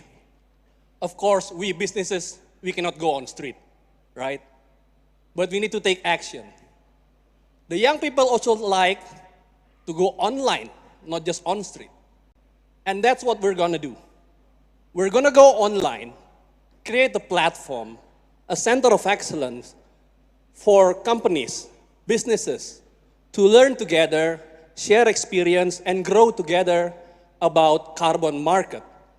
Because net zero emission can only happen with carbon market, and that's why the Carbon Center of Excellence will be our legacy based on our objective of B20. Thank you. Very well, thank you so much, Mr. Wicaksono. And now I'd like to move to Mr. Joyonegoro. Can you tell us, sir, about the anchor partners that have contributed to developing this B20 Indonesia Legacy Program? Sure. So I think we're very lucky to have a very strong partnership between KADIN and BNEF in creating this legacy program. Special thanks to the BNEF team who has worked against sleepless nights, right, to make sure that the platform has gone live. So it's currently live at b20-carbon-excellence.org. So please go check it out to learn and contribute to anything related to carbon. And I think because this is a legacy program for B20 Indonesia, right? Yes, yesterday we signed an MOU between BNEF and KADIN to ensure that this legacy program is sustainable and that we can further improve and expand it going forward. Thank you so much, Mr. Joyonegoro. And this brings me to this question to Mr. Moore. How can the business community actually get involved in supporting or contributing to this initiative? Sure, thank you very much. And yeah, this is very much a platform for sharing knowledge. So there is some training materials for people to learn, but also we have a lot of different partners. So we have contributing partners. So for people that really want to be active, domestic or international companies, we already have 9 of those. So we only just started, but we already have 9 large companies who are sharing their expertise. So we've written up some stories, some interviews, or some insights from these companies. So those companies, we want to add to those contributing partners. And the other way is to be a supporting partner. So if you just want to start, learn, be involved in the dialogue, come to some of the training sessions, then we'd love people to be supporting partners as well. So if you can go on the website, you can sign up for both of those. All right, let's give a big applause for B20 Legacy Carbon Center of Excellence. Gentlemen, could you please step forward to the center of the stage where we will hold the ceremonial session. And I would like now to invite Ms. Kamdani and Mr. Rasjid to stand beside the legacy leads and partner to push the ceremonial button, and the task force and also Action Council chairs to also stand and join them in support of this B20 Indonesia Legacy Program. On my countdown, so this legacy leads, partners, task force and Action Council chairs will push the button to symbolize the collective work that is required to develop the platform that will empower businesses to unleash carbon trading growth potential. Let's do the countdown. In 3, 2, 1.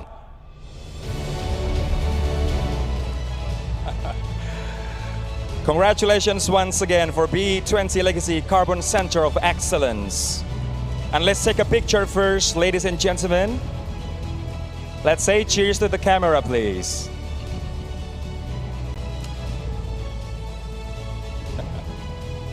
All right, let's take a picture first. In 3, 2, 1. Can we do it once again? In 3, 2, 1. Thank you. So thank you so much to the legacy leads and partner. You may return to your seats. Ms. Kamdani, Ms. Rasjid and Task Force and Action Council chairs, please stay on stage as we have 3 more ceremonies to go.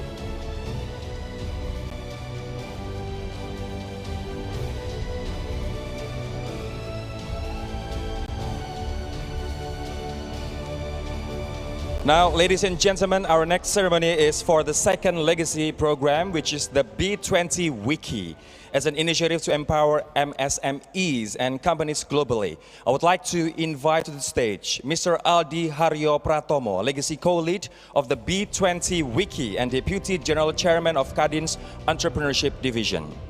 I would also like to invite Ms. Nita Kartika Sari, legacy co-lead and head of the Standing Committee of KADIN Indonesia, and of course, our anchor partner, Masakazu Takahashi-san, the President Director of the Japan External Trade Organization, Jakarta.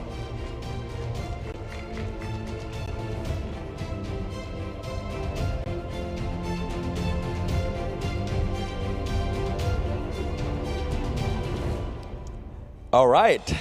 So thank you so much for joining us on stage, Bapak Ibu.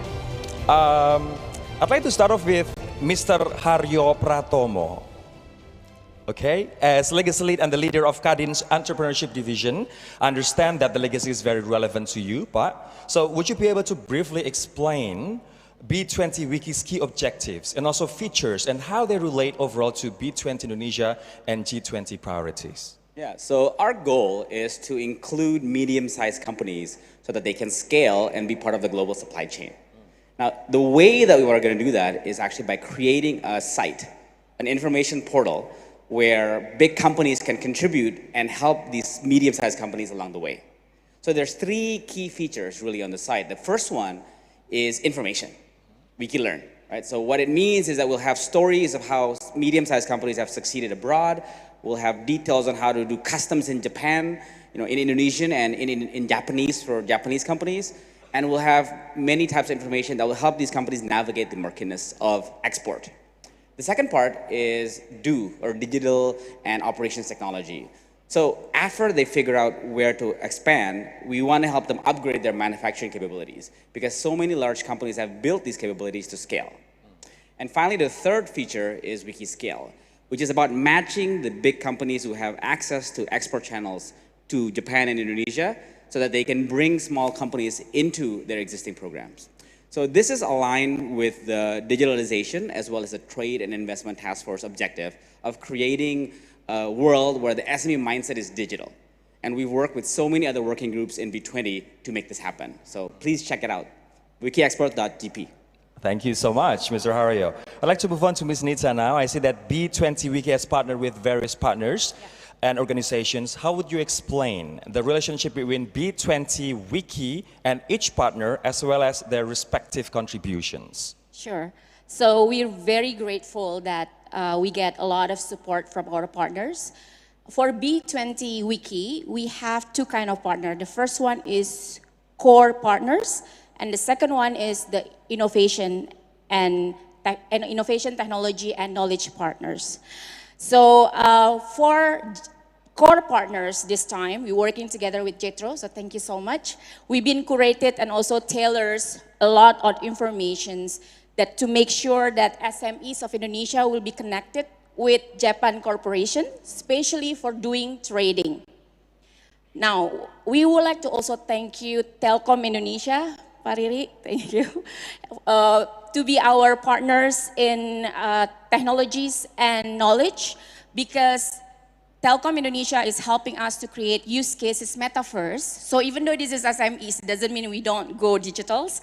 Hopefully with this metaverse, Indonesian SMEs can learn a lot coming from study cases that has been successful across industries around the globe.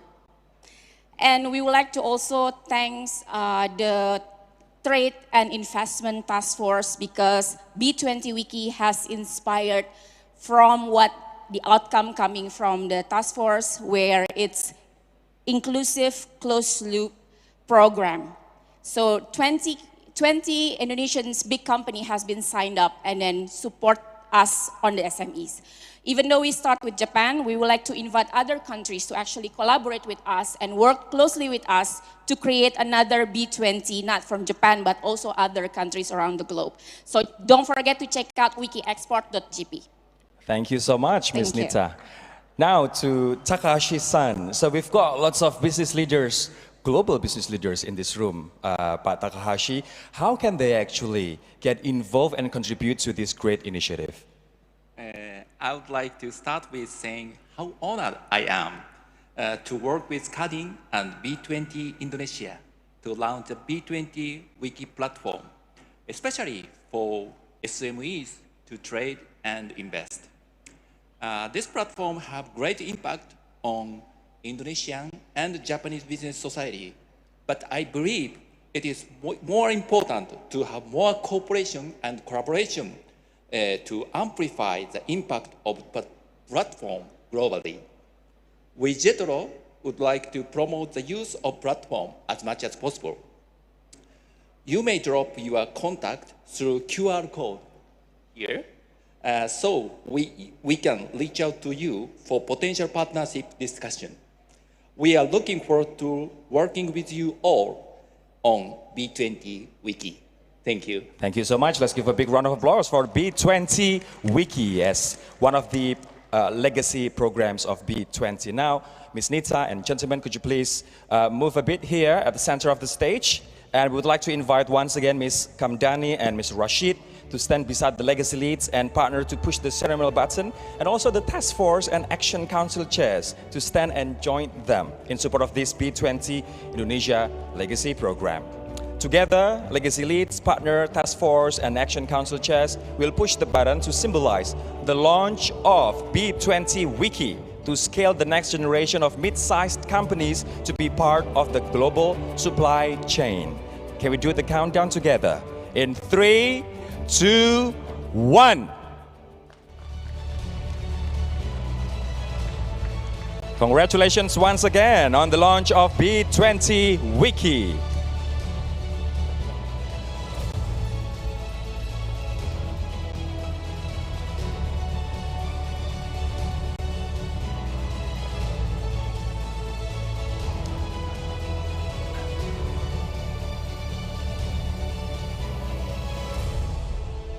Let's now take a picture first.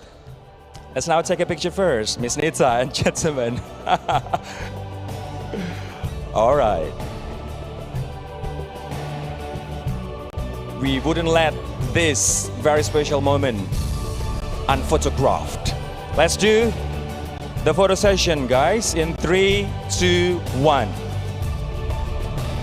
Let's do it once again. In 3, 2, 1. Thank you so much, legacy leads and partner. You may return to your seats in front of the stage. Ms. Kamdani, Ms. Rasjid, and Task Force and Action Council chairs, please return to your seat. Thank you.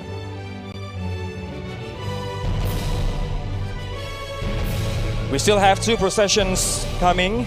Our next ceremony will be for the 3rd legacy program, One Global Women Empowerment, as the legacy to empower women in the global economy. Now, I'd like to invite Ms. Nurdiana Darus, the legacy lead of One Global Women Empowerment and Deputy Chair of the B20 Women in Business Action Council, and of course, our anchor partner, Ms. Michelle Parmalee, the President of the International Organization of Employers.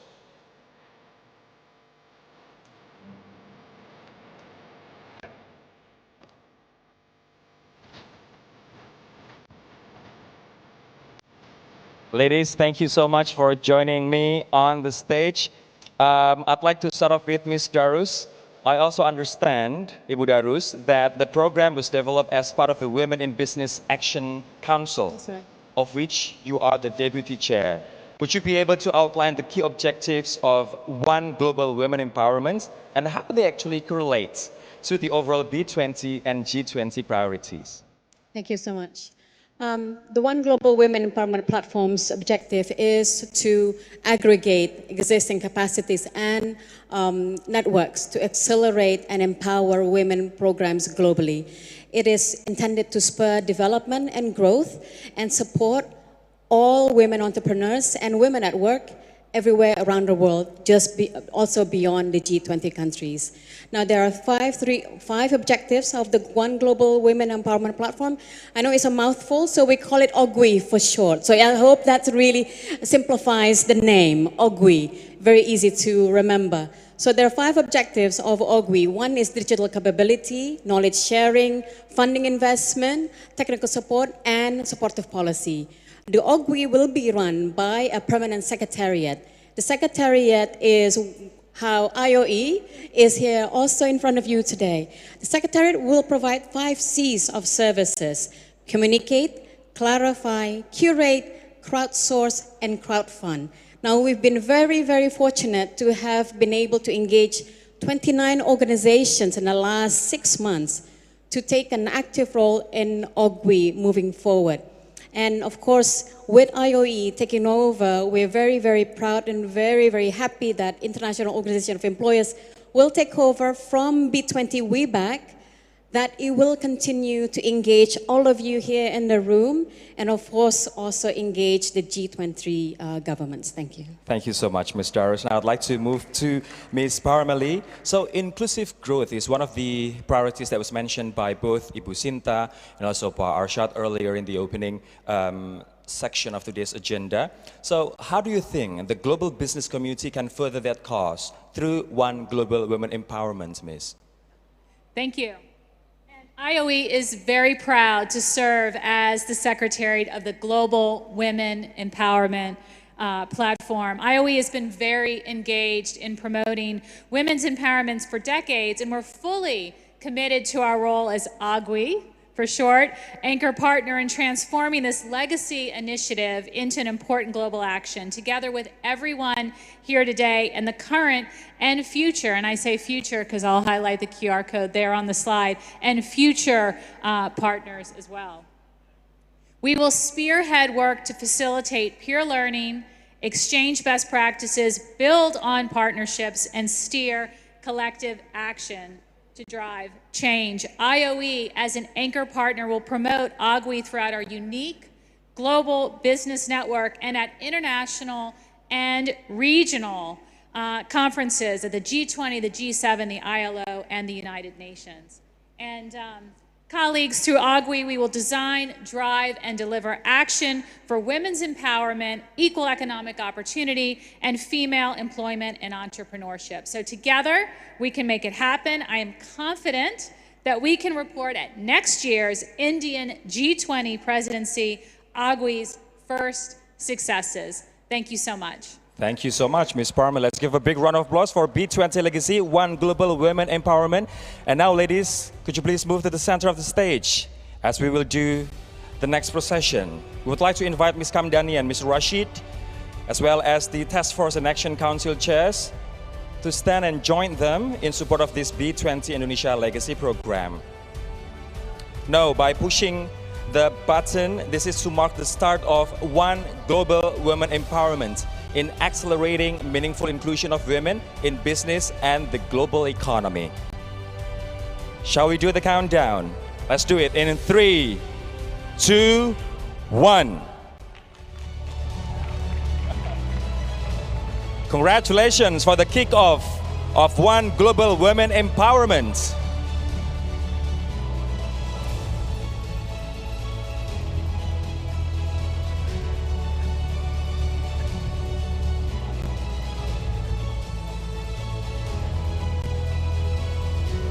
This is to accelerate meaningful inclusion of women in business and the global economy. Now, ladies and gentlemen, let's now take a picture again.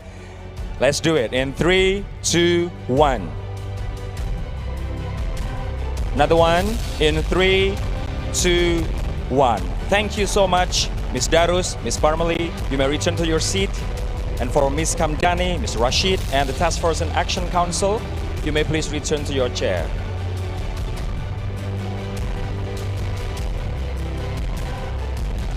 Ladies and gentlemen, now we have arrived at the final legacy program in this session, which is the Global One-Shot Program, the B20 legacy that strengthens the future of pandemic preparedness through equitable access in healthcare and vaccine access.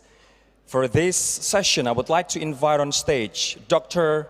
Michael Rampangile, the legacy lead of the Global One-Shot Program and Deputy Chairman of KADIN Indonesia's Healthcare Committee on Infectious Diseases, and also the program partner, Ms. Emily Stenger-Svill, the Executive Director of Global Health Security Consortium, or GHSC. Hello. Hello. I'd like to start off with Mr. Rampangile. So we understand that healthcare resilience has been a very important theme, especially as we experience the aftermath of the COVID-19 pandemic. So how would you explain the aspirations of the Global One-Shot Program, especially in relation to B20 and G20 priorities, Pak? Okay, so first I would like to say good afternoon, distinguished guests, ladies and gentlemen. First, we must understand the background where the context where we're coming from. So COVID-19 is a once-in-a-century pandemic that has impacted the life of millions. People have lost their jobs, their livelihoods, and it has widened the gap between the rich and the poor nations. So out of this experience, we need to learn that we need to shift the paradigm from curative to preventive measures. And the private sector will have a big contribution in making this effort work. Because we must know that the next pandemic may not wait another 100 years. It could come within the next few decades or within the next few years, and we must be prepared. But during COVID, we set up an extensive infrastructure to develop, manufacture, and distribute vaccines at a record pace. And we cannot let this go to waste. So, the Global One-Shot campaign aims to bring together key stakeholders, government, industry, and global health organizations around several key missions of consultation on the benefit of life course immunization. And we must also diversify the clinical research of novel vaccines such as tuberculosis and malaria for low middle income countries. This campaign is also in line with the Trade and Investment Task Force's policy recommendation to facilitate the innovation, digitalization, and technology adoption to mitigate the next global risk. So, more importantly, this campaign also presents the industry's contribution to the impressive achievement of the Indonesia's G20 presidency in strengthening pandemic prevention, preparedness, and response, such as the establishment of the Pandemic Fund of $1.4 billion under the leadership of our Minister of Health, Bapak Budi Gunadi Sadikin, and our Minister of Finance, Ibu Sri Mulyani. Therefore, the One-Shot campaign has a mission, and its principle will turn all of these principles into concrete global health action. Thank you for your time and attention, and we wait for your support. Thank you. It actually reminds me of what Mr. Gunadi Sadikin said earlier, invest in health sector, because virus knows no border, right? I'd like to move on to Ms. Phil now. So I believe that GHSC will play an important role in this initiative, but how can the business community here and out there collaborate in support of this initiative? Yeah, thank you. Before I answer, I just want to applaud Indonesia for hosting us. This is a phenomenal summit. Pak Arsjad, Ibu Shinta, KADIN, thank you for your leadership. So now on to the question. The Global Health Security Consortium was founded by Oxford University, the Ellison Institute of Transformative Medicine, and the Tony Blair Institute to offer bold solutions at the center of science, medicine, and politics.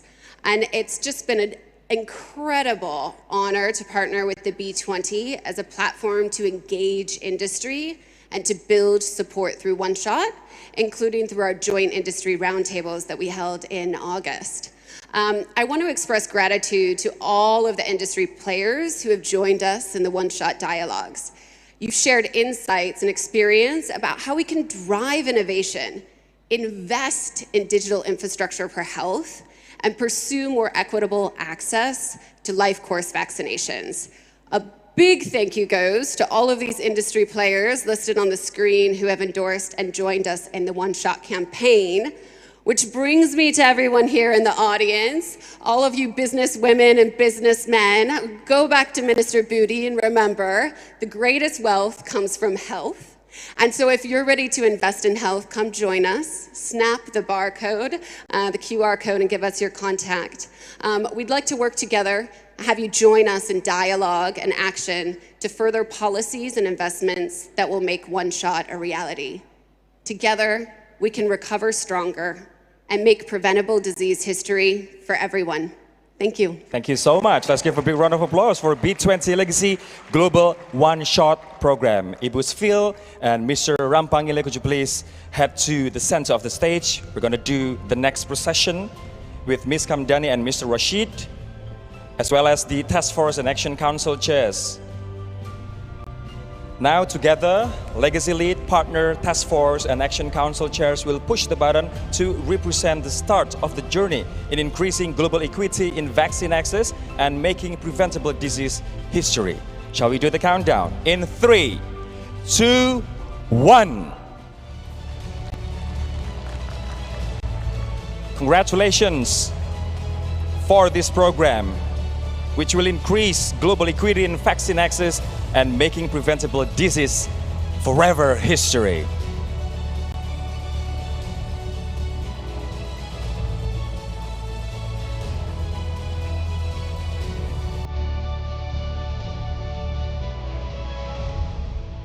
Let's take a picture first. All right, let's do it in 3, 2, 1. Let's do it once again in 3, 2, 1. Thank you so much, Papa Ibu. Let's give it up for the B20 Legacy programs. We've got 4 different programs here. Ladies and gentlemen, you may please return to your seat.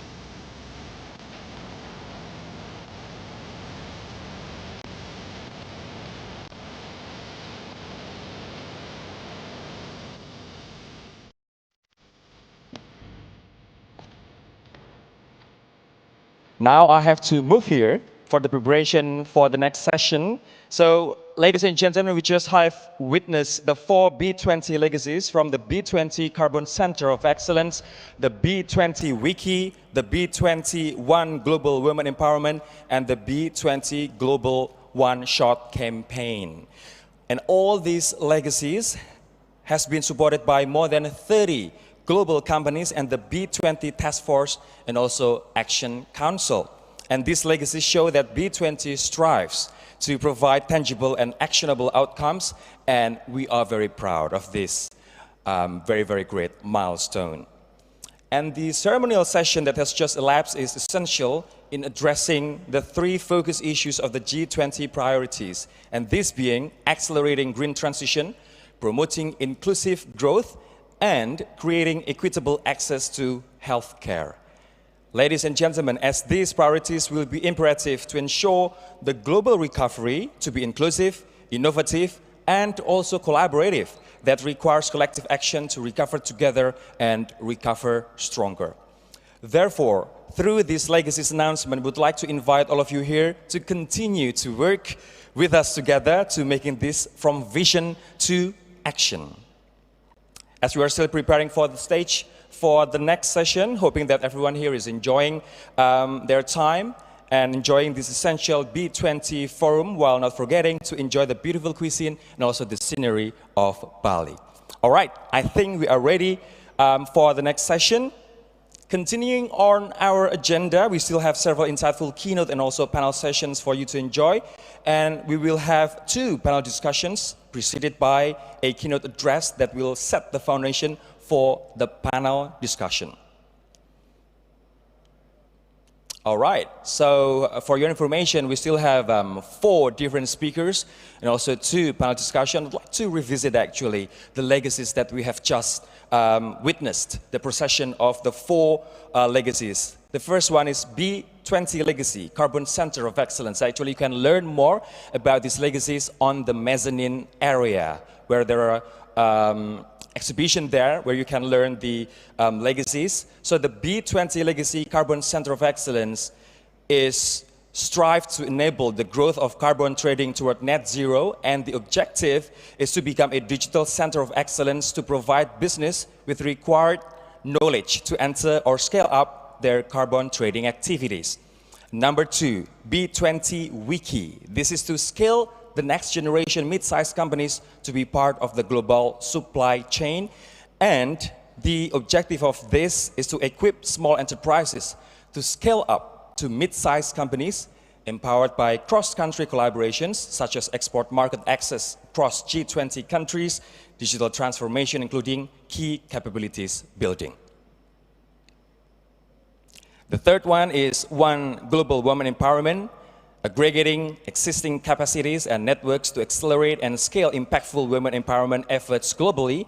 And the objective of this is to facilitate the acceleration of impactful inclusion of women in business in the global economy by providing digital capability, knowledge sharing, funding and investment, technical support, and supportive policies.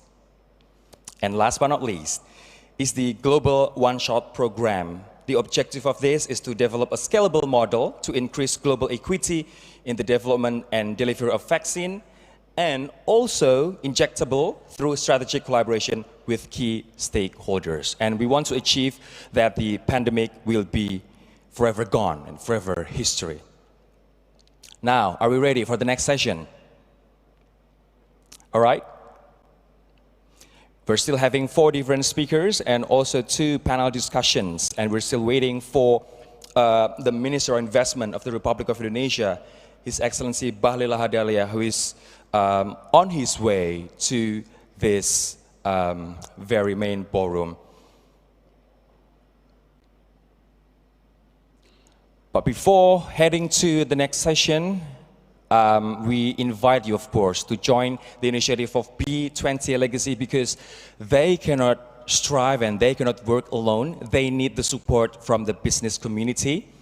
And you can choose, actually, not only health sector, but there are 4 different legacies that you can choose from to participate in. The first one is B20 Legacy, Carbon Center of Excellence, and B20 Legacy, which is B20 Wiki, One Global Women Empowerment, or OGWE, and last but not least is the Global One-Shot Program. And talking more about the last legacies, which is Global One-Shot Program, this is also to harness the potential of next generation vaccines and injectables to help make preventable disease history, ladies and gentlemen.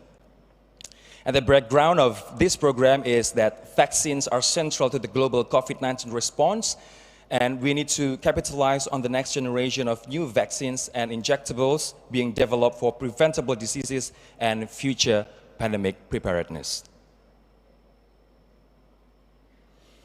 And for the One Global Women Empowerment, I was so thrilled because listening to what Ms. Shinta had to say earlier on the opening section of today's agenda, that 37% of this B20 Summit Committee are women. So let's celebrate women and their continuous effort, and it shows how committed we are in including women in the development and create no boundaries for women participation.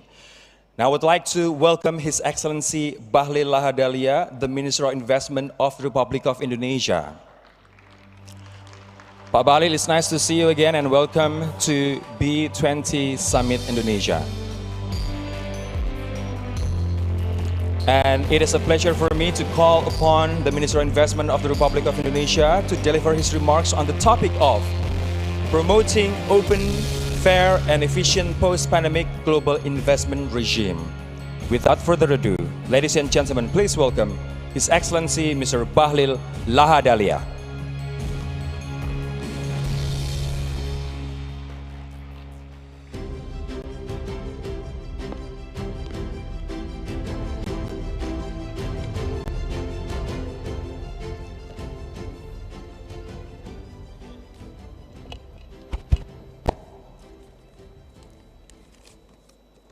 Selamat sore.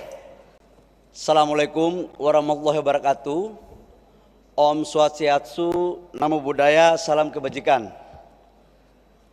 Izinkan saya, para peserta semua, untuk saya memakai bahasa Indonesia karena memang ada peraturan baru untuk kami harus memakai bahasa Indonesia. Karena itu saya izin saya memakai bahasa Indonesia.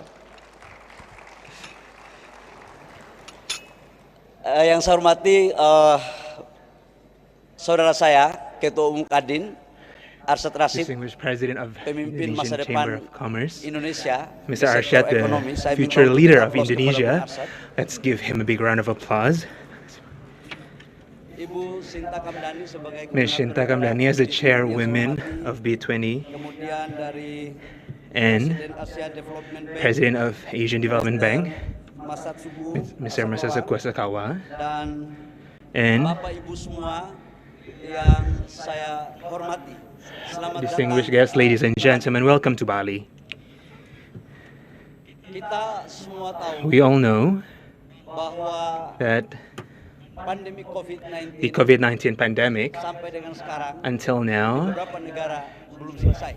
remains Dan ini adalah pukulan unsolved in some countries, and it is a problem that all countries face. And that is why globally we need to promote economic recovery as well as pandemic mitigation. But as the COVID pandemic continues to unravel, we face another predicament, which is the Ukraine war. This is something that we do not want because it will inevitably generate detriment to all of us, including energy and food crises. Indonesia is one of the countries who bear the brunt of the war. And in order to recover from the war, from the pandemic, it is not enough to just resort to business as usual. We need breakthroughs.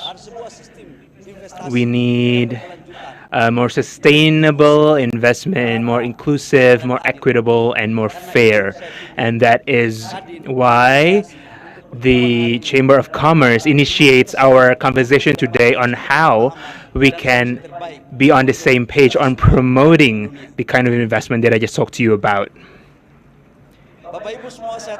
Ladies and gentlemen, I know that speaking at 4 p.m. is a Herculean task because I know that you must be quite sleepy. I know that all of you are great CEO, great leaders of companies who preach your subordinates all the time. But I know that today, listening to all these lectures might not be something that you are used to today. I would like to also add that promoting sustainable investment is a global consensus, and all members of the global community are committed to bolster environmentally friendly industrialization, utilizing renewable energy, and even to a greater extent. Now, in order to produce a product, if it does not take into account environmental standard, then the products will not be competitive in the global market. And that is why I would like to offer to you that Indonesia is a country that I think is extraordinarily blessed with resources. We have abundant resources from including nickel, copper, tin, bauxite, and many other resources. We have vast reserves of renewable energy. We have 12,000 megawatt of hydropower plant in North Kalimantan, for example, 23,000 megawatt hydro plant potential in Papua, near my hometown, as well near Australia and the Philippines, and many other renewable energy reserves and potential, including the ones managed and developed by Pertamina, who is working with other companies to tap into the geothermal reserve. Indonesia is committed going forward that we must build an environmentally friendly, sustainable industry with renewable energy as our contribution to the global community to mitigate the greenhouse gas emission. Ladies and gentlemen, distinguished guests, nevertheless, from the bottom of my heart, I have to be frank. As a former businessman myself, who is now serving the people in the government, I would like to share some objective empirical data which may not be so pleasant to be heard. Now, when the world is talking about renewable energy, how to reduce carbon emission, but our policies have been counterproductive to promote sustainable green investment. Only 1/5 of clean energy investment is flowing to developing countries.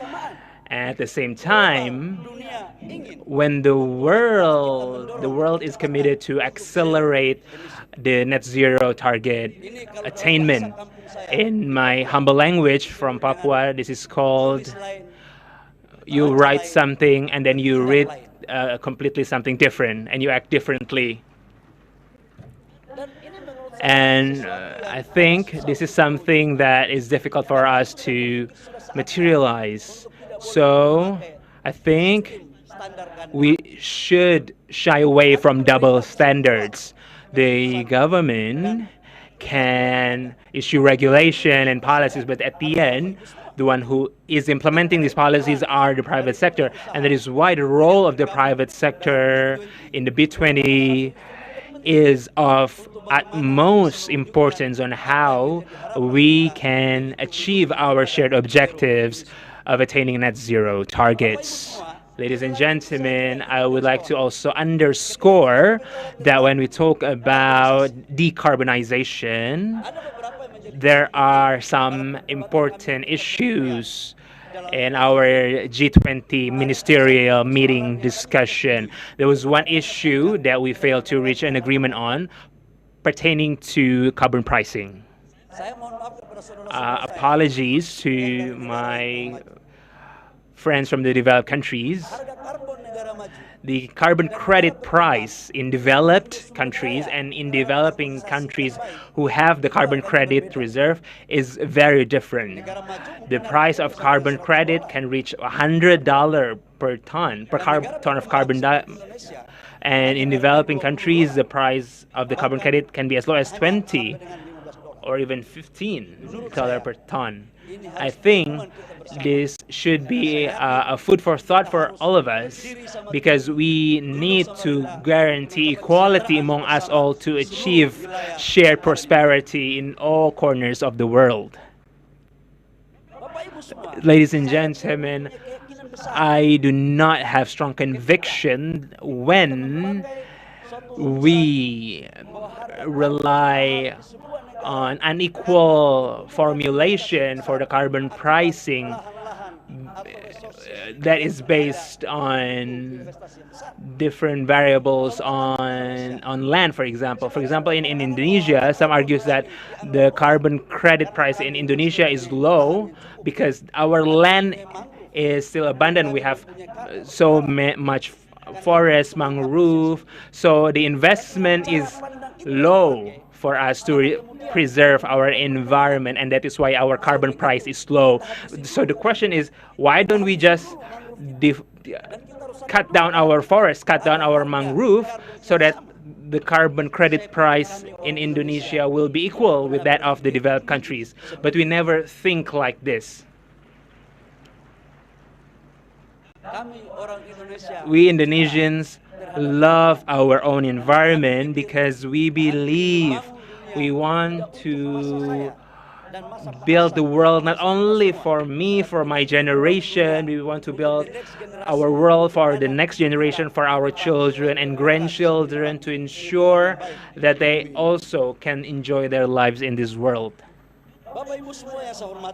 Ladies and gentlemen, I also would like to share the agreements reached by the investment ministers in the G20 on investment. The first issue was attracting value-added investment in the downstream industry. Indonesia is of the view, and many emerging members of the G20 believe, that attracting value-added investment is an important instrument from a developing country to become a developed country. I do not fully comprehend the argument of some members who disagree with this perspective.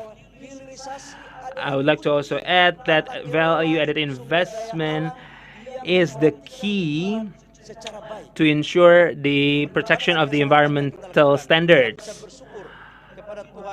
I am grateful for the ability of all G20 members who finally reached an agreement on this value-added investment in the G20. The second of all, we talk about inclusive investment. We talk about sustainable investment. We talk about investment that benefits local communities, indigenous communities, and local enterprises. And early on, there was disagreements about engaging local communities and local MSMEs. We had prolonged discussion and I would like to thank all the ministers from the G20 member countries, including the developed countries, who understand and recognize the importance of promoting linkages between foreign investors and the local enterprises, local MSMEs, because these local communities are the subjects of our development. They should be in the driver's seat. And third, we also agreed that the streamlining of regulation is imperative. As a former businessman myself, I'm fully aware that investors need for things transparency, efficiency, speed, swiftness, and low cost of production. And when I was a businessman myself, I knew that when regulation mandates A, businessmen often tries to work around the regulation to reach B, and it is about time that we stop this unfavorable practices. And in Indonesia, we have undertaken substantial regulatory reform, streamlining 79 laws into one job creation law. Ladies and gentlemen, I think the financing schemes must also be strengthened to promote sustainable investment and to contribute to our economic development. I think that in this B20 forum, there will be great ideas and recommendations on how we can fight for the interests of the private sector. And Mr. Arsjad, I would like to thank you very much. Mr. Arsjad is actually taking some of my burden as a Minister of Investment. So I thank you very much for shouldering some of my burden. Thank you, Mr. Arsjad. And I would like to also appreciate this event because this is a platform for us to exchange our views. Before I conclude, I would like to also add that that in the ministerial meeting, we agreed to issue the Bali Compendium, which is a policy toolkit of investment of G20 member countries. It recognizes the policy space of all G20 member countries by promoting mutual respect for the various policies that different countries use. It is about time that G20 member countries have mutual respect. We cannot feel that one country is better than the other. So we need to sit equally low and stand equally high of all members countries. That is critical to realize shared prosperity for all. Thank you. Thank you. And once again, I say to you, I hope that you cannot, maybe soon you can enjoy the sunset by venturing outside. Thank you. May peace be upon us all. Thank you so much, Mr. Lahadelia, the Minister of Investments of the Republic of Indonesia. There are several points that was conveyed by Mr. Lahadelia. One of the most important one, I think, is to recover. We cannot do business as usual, and we need to collaborate to find the best solution for all without no one being left behind. And also, to build sustainable investment and development, Indonesia will produce and use new and renewable energy. Mr. Lahadelia also mentioned that as a businessman himself, who is also active in the government, he points out the importance of policy and its implementation. So there's no double standard in doing business and in decreasing the amount of emission. He also mentioned that to achieve prosperity, we need to sit down equally low and stand up equally high together. This is like Indonesian saying, duduk sama rendah, berdiri sama tinggi. So we need to sit down equally low and stand up equally high together. And he also said that we Indonesians love the environment because we want to leave the legacy to our children and also to our grandchildren. And all investments, he also reiterated that all investments coming in Indonesia must involve local entrepreneurs and also local governments as the subject of development, not merely the object of development. And last but not least, he also mentioned that no one in G20 should feel better than the others, feel freer to do things than the others. So thank you very much, Mr. Lahadelia, once again for your keynote address. Ladies and gentlemen, staying on the topic of promoting sustainable investment to achieve carbon neutrality, now I'd like to invite our next keynote speaker. This is the president of ADB to give his keynote address. So without further ado, please welcome Mr. Masatsugu Asakawa.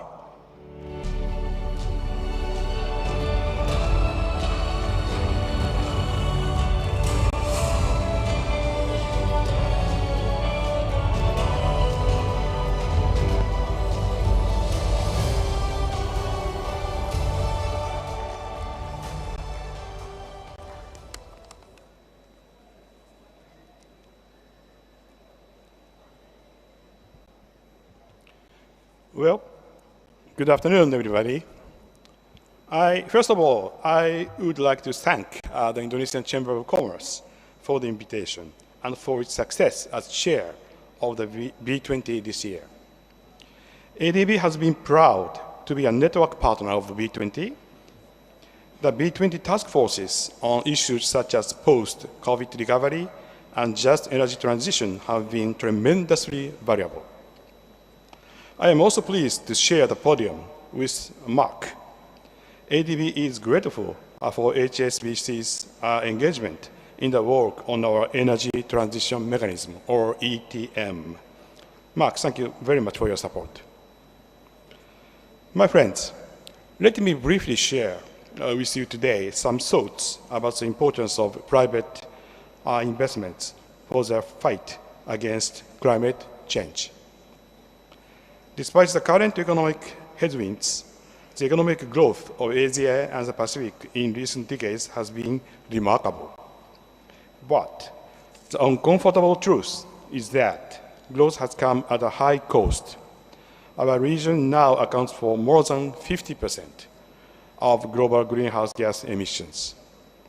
At the same time, our region is one of the most vulnerable to the impacts of climate change. Climate change is putting decades of progress at great risk. That is why our battle against climate change will be won or lost in Asia and the Pacific. We need to take bold and urgent action to address this threat. In response, ADB has stepped up as the climate bank for Asia and the Pacific. We have elevated our ambition to provide $100 billion in cumulative climate finance from 2019 to 2030. We have committed to withdraw from investing in new coal-fired power generation capacity. And we are launching game-changing platforms to scale up climate financing. In our endeavor, the private sector is essential to ensuring the transition to net zero. It is clear that the public sector cannot do it alone. The good news is that climate action is often a good investment.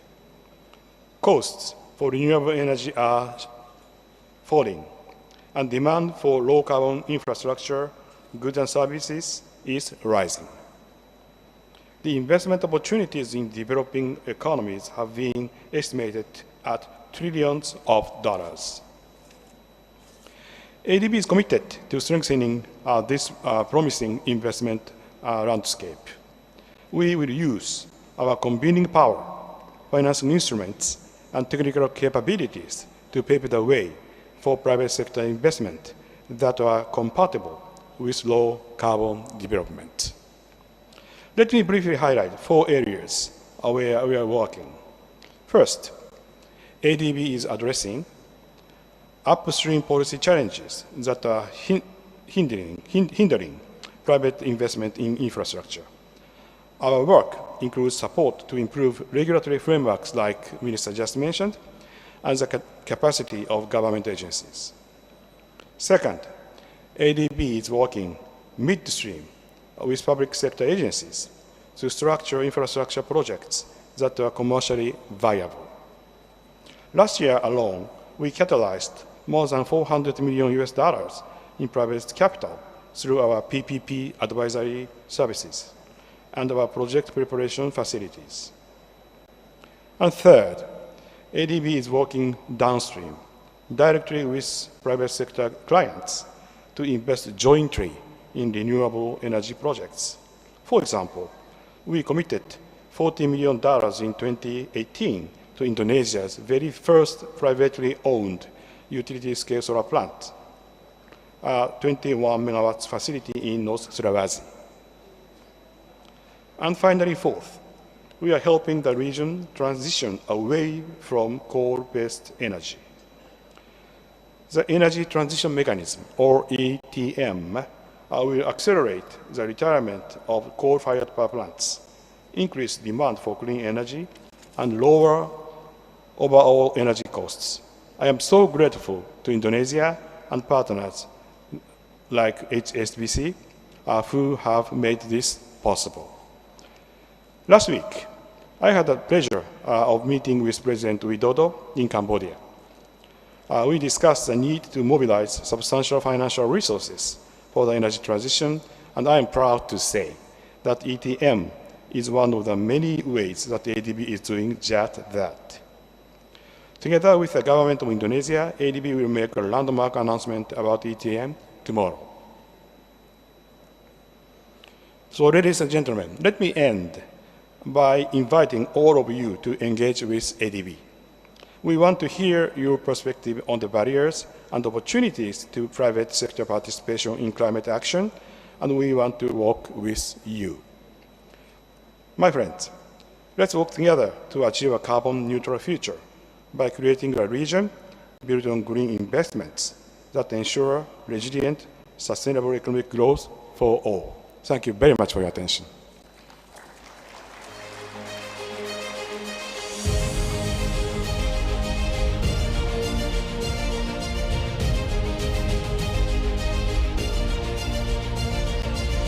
Thank you so much, Masatsugu Asakawa-san, the president of ADB, presenting a material of promoting sustainable investment to achieve carbon neutrality. Now, moving on to the next keynote speaker, please allow me to welcome the Group Chairman of HSBC Holdings to deliver his remarks virtually on the topic of promoting sustainable investment to achieve carbon neutrality. Ladies and gentlemen, please welcome Mr. Mark Tucker.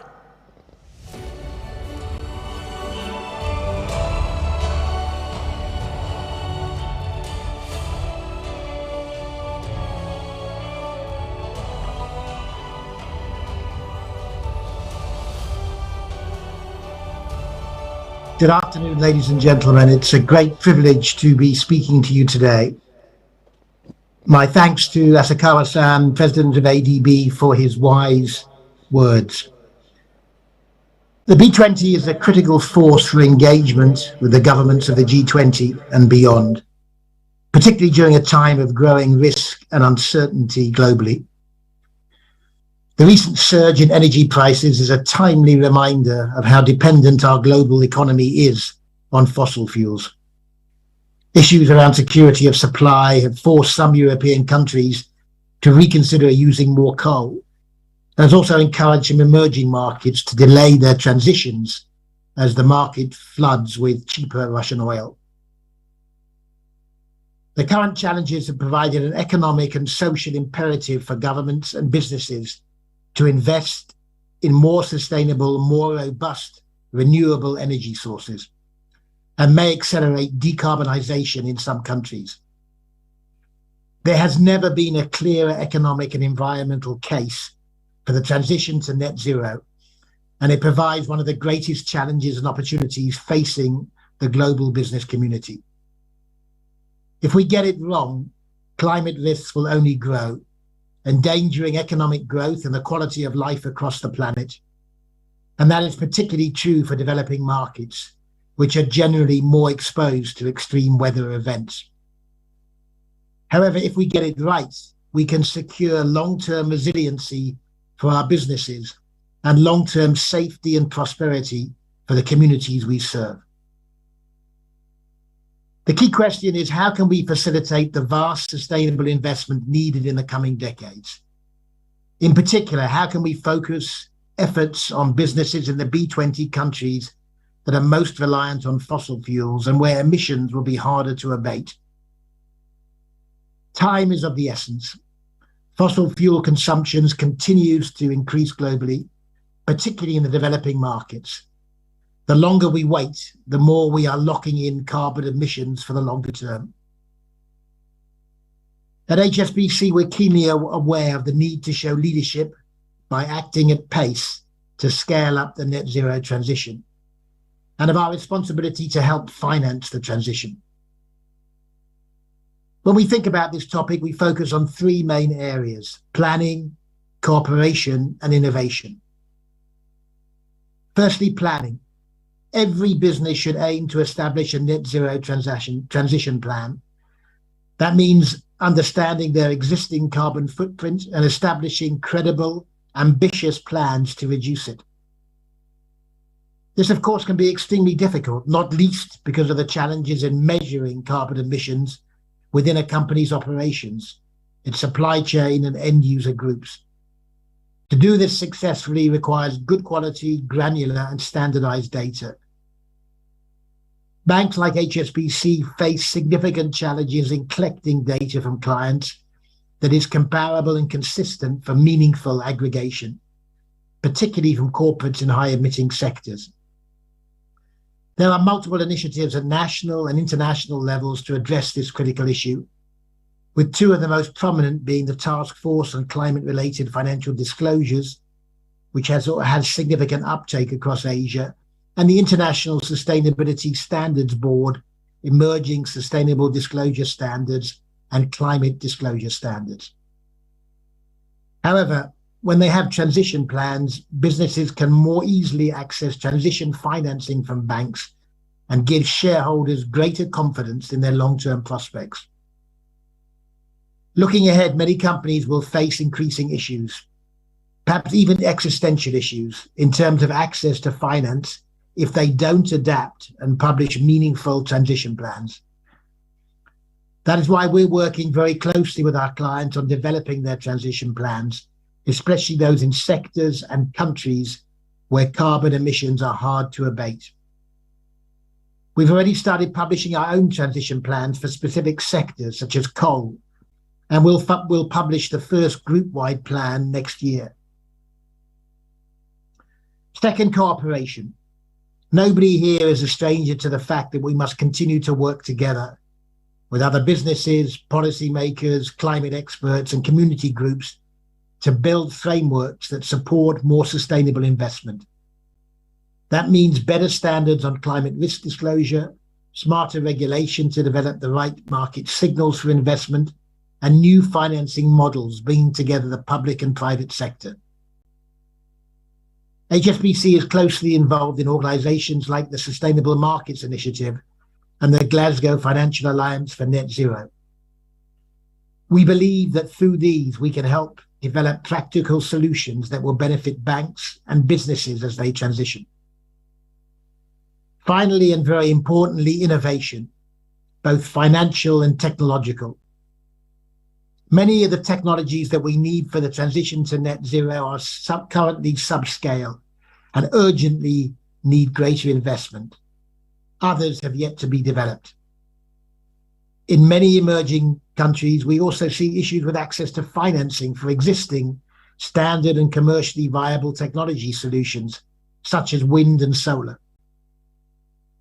This may be because ratings are lower or procurement processes are not robust, a lack of local expertise, or an inability to get competitive bids from the private sector. So we need to think creatively about how we crowd in sustainable financing through investment products and mechanisms. For instance, using government or development-backed financing to de-risk the opening construction stages of projects and drawing in private finance for the later operating phases. This type of blended finance will be particularly useful in developing markets where investment risks are generally higher due to a range of different factors. However, blended finance, particularly for middle-income countries, demands a lot more innovation from governments, multilateral development banks, and the private sector. For innovation to occur, it must be rewarded. The conditions for this do not exist even as we approach 10 years of the G20 looking at blended finance, and we must be systematically addressed if we are to see blended finance scale. We also need to finance the development of innovative technologies, sustainable aviation fuels, green hydrogen, or even grey hydrogen as an interim measure, and floating wind farms, to name just a few. Uniting all these areas is the need to act with pace and ambition. It's clear we've reached a tipping point. Almost every conversation I have with clients, regulators, policymakers, and shareholders includes the transition to net zero. Now is the time for action. We need to make progress on sustainable investment in the coming decade to ensure we hit the net zero target by mid-century. As I said at the opening, the current energy price disruption presents a huge incentive for change. Now we must focus on making sure that businesses in all B20 countries have the right financing tools at their disposal to start their transition journey. Thank you.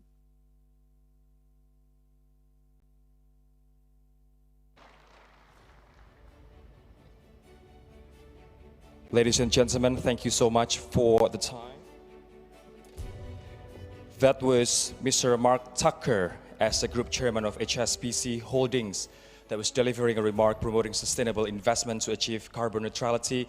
And some points were pointed out by Mr. Tucker that HSBC is committed to helping the transition to net zero emission, and this consists of several steps, two of which are planning, which is work very closely with clients in determining the plan that they want to achieve, and also innovation, financial and technological innovation.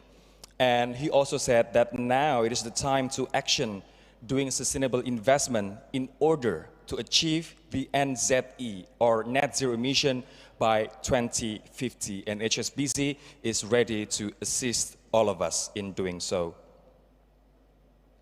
Now, ladies and gentlemen, after listening to the incredible insights provided by our two speakers, we will now listen to our distinguished panelists discussing the topic of investing in green ventures for sustainable growth.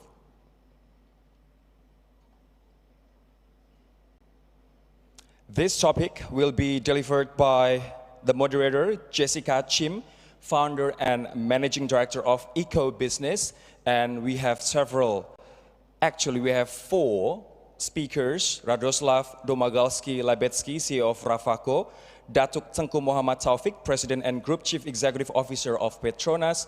We also have Michelle Chrysostomo, Chairman of NL Group; and last but not least, David Griffin, founder and CEO of Sun Cable.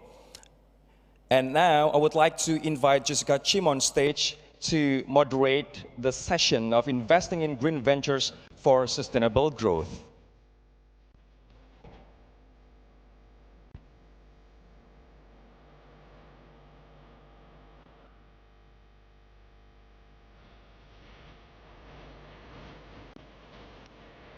Also, please welcome Mr. Radoslav Domagalski-Labetsky, CEO of Rafako; Datuk Tengku Muhammad Taufik, President and Group Chief Executive Officer of Petronas; Michelle Chrysostomo, Chairman of NL Group; and David Griffin, founder and CEO of Sun Cable.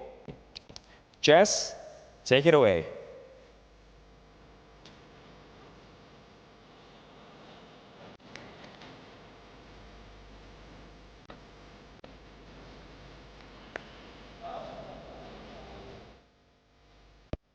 Thank you to the B20 for this opportunity to moderate this very important conversation here today in the beautiful island of Bali. I'm Jessica, the Managing Director of Eco Business. We're Asia Pacific's largest media and business intelligence platform dedicated to sustainable development, and I'm delighted to be your moderator today. Now, it's clear that we are in the midst of an unprecedented era in which major forces are driving many systemic changes across our global economy. And nowhere is this more evident than in the energy transition that's currently underway. But while we are facing a climate crisis, countries are still grappling with the effects of the global pandemic, and developing countries are still driving their development agenda to address poverty and energy security. We are faced with the challenge of requiring an incredibly large scale of change in a very narrow window of time. And this decade is when urgent and sharp reductions and decarbonization has to be made. Now, the B20 Task Force on Energy, Climate and Sustainability has made collaboration between developed and developing countries a central theme to the call to action. Gotong royong, as they say in Bahasa, and in Chinese we say 分工合作, which means that if you share the work, we can go faster and further. Indeed, this has also been the central theme at COP27 in Sharm el-Sheikh, where we've been talking about loss and damage climate finance and the collaborations between developed and developing countries. But how will this work in practical terms? And how can we unlock blended finance, both public and private investments, into sustainability-driven infrastructure, technologies, and solutions?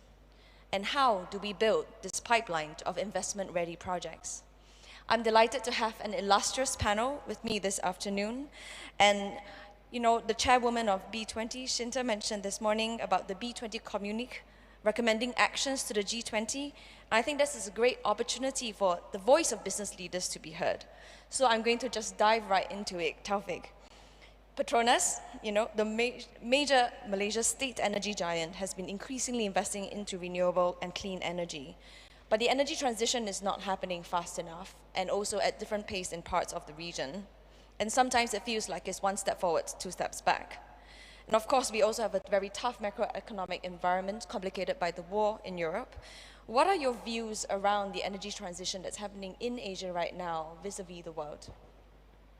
Thank you, Jessica. Thank you for having me. I would like to thank the organizers of this forum in B20 for extending this honor to us. And I'm proud to be here with such distinguished colleagues. Yes, we're Malaysia's national oil company. That is how we came to be. We were born out of an act of law, the Petroleum Development Act in 1974. But as we grew and as we sought to solve issues for communities beyond just providing them oil and gas, perhaps the question at hand needs to be refined. There has often been a question posed to the oil and gas industry, which is almost an ultimatum. It's a pivot or perish. I would surmise in today's world, it is a question of actually, can you pivot responsibly or everyone will perish? This is an existential question for oil and gas players. For Petronas, embodied in our purpose, we want to become a progressive energy and solutions partner, enriching lives for a sustainable future. You may find that purpose curious because the words oil and gas are now absent. We find ourselves in a situation where we are inherently, as an oil and gas company, dealing with a depleting resource. As we find this, we are also now offering, very much in a focused and concentrated fashion, after we made our commitment to achieve net zero carbon emissions by 2050, other energy, cleaner energy solutions at pace, and this is borne out by our commitment to carve out up to 20% of our capex to decarbonize and enter into green energy.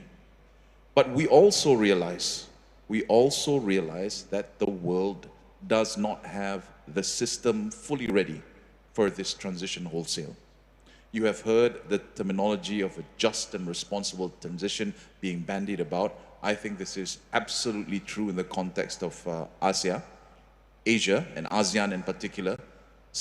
Over 600 million population. We're approaching 6 trillion GDP by 2040. Seen to be an engine of growth, very severely dented after the pandemic. And here's another nugget of information. Many forget that energy prices are very deeply subsidized. In fact, organizations such as OECD and IEA have attested close to 700 billion worth of subsidies were disbursed in 2021. And as we come out, as you've mentioned, through a very delicate period where we're still recovering from the pandemic has served to widen the gap between developed and emerging even further. This has thrown a huge spanner in the works. If in the immediate near term, the issue to tackle is energy security, oil and gas players, energy providers should be working together. It should not be a conversation where one or the other is excluded, because we're all part of a larger question in serving the energy needs of a world that wants to grow again. Of course, the events of February this year have thrown a huge curveball, given the unfortunate incursion of Russia into Ukraine that removed 155 BCM of gas from Europe. We had 40% out of the question immediately, out of the equation. And I think my compatriots will probably comment there, the imbalance is not something that you can easily correct, which is why the transition, if I go back to that phrase of being just and responsible, means we need to take account of stakeholders everywhere in the world with their own idiosyncrasies, different starting points, and different cost of living challenges. And I guess as an oil and gas player right now, evolving into a fuller energy superstore, I believe we all have a shared responsibility. Thanks very much, Taufik. Many important points raised there. In fact, this just transition is a key point in the policy paper, and we've also seen that there are communities in which jobs are lost, and this just transition where you're upskilling workers to take on new jobs is very important. I'm going to go to David, actually, because the Sun Cable project is one of the most ambitious solar projects in this region.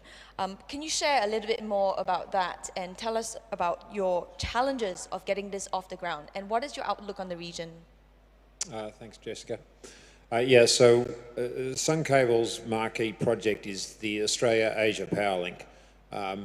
And yes, it is the biggest in the region. It's also the biggest in the world in terms of new renewable energy infrastructure. We are developing an 18 gigawatt solar farm, about 40 gigawatt hours of storage to enable 24/7 dispatch of 3 gigawatts of power from Northern Territory of Australia to Darwin and then on to Singapore. That will deliver up to 15% of Singapore's electricity demand. So it's a major undertaking. It is a first of a kind in terms of it being intercontinental transmission of electricity and the sheer scale of the generation involved. But importantly, it has to be a first of many. This region shares characteristics that is global. Where the renewable energy resources are tend to be remote from where the loads are. So we have to be able to capture those renewable energy resources in extremely large scale and transmit that energy over very long distances to where it's needed. So I guess the challenges that we're facing with that is that we're utilising technologies that already exist, but they've never been put together at this scale in this particular configuration. So our biggest challenge is finding the way to optimise the design. If you consider it as a 5,000 kilometre long machine, and it's a machine that we have to repeat. We have to build this many, many times. And when you've got a machine that is that long, there are millions upon millions of potential design inputs. And so it's way beyond any human's capacity to do that. So we are relying a lot on artificial intelligence to help us with the design, to really optimise it. Because when you're in the multi-gigawatt scale renewable energy project game, and that's what is going to become the norm, you have to eke out, it is an opportunity to eke out small percentage gains that conventional, traditional solar or wind farm development in the hundreds of megawatts haven't been motivated to find. So you say what's the biggest challenge? It's really the biggest opportunity is to find all those things that you can do with gigawatt scale projects to improve efficiency and drive down cost so that you can repeat it time and time again. Thank you very much, David. I think the project serves as inspiration to the region and the world in terms of what you can do when you have collaboration between countries. I want to come to Michelle now. You're a member of the B20 Indonesia Task Force for Finance and Infrastructure, and I've seen the policy paper. It's a solid one with many recommendations. Can you share your thoughts on what are the salient points that B20 leaders can take away, and what are some of the key roles that business can play in the context of finance and infrastructure? Yeah, thank you very much for this question.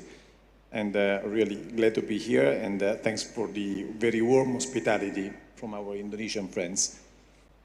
Well, the work of our task force has been essentially driven by the very basic consideration around the infrastructural gap between developed countries and developing countries. And the essential, I think, achievement of the task force has been to focus on the necessity to create finance products that will be supporting the projects which are needed in order to fill this infrastructural gap. So the point is, how should we structure in this product? The blended finance, we have seen the ADB presentation, the keynote speech earlier, is definitely one of the solutions.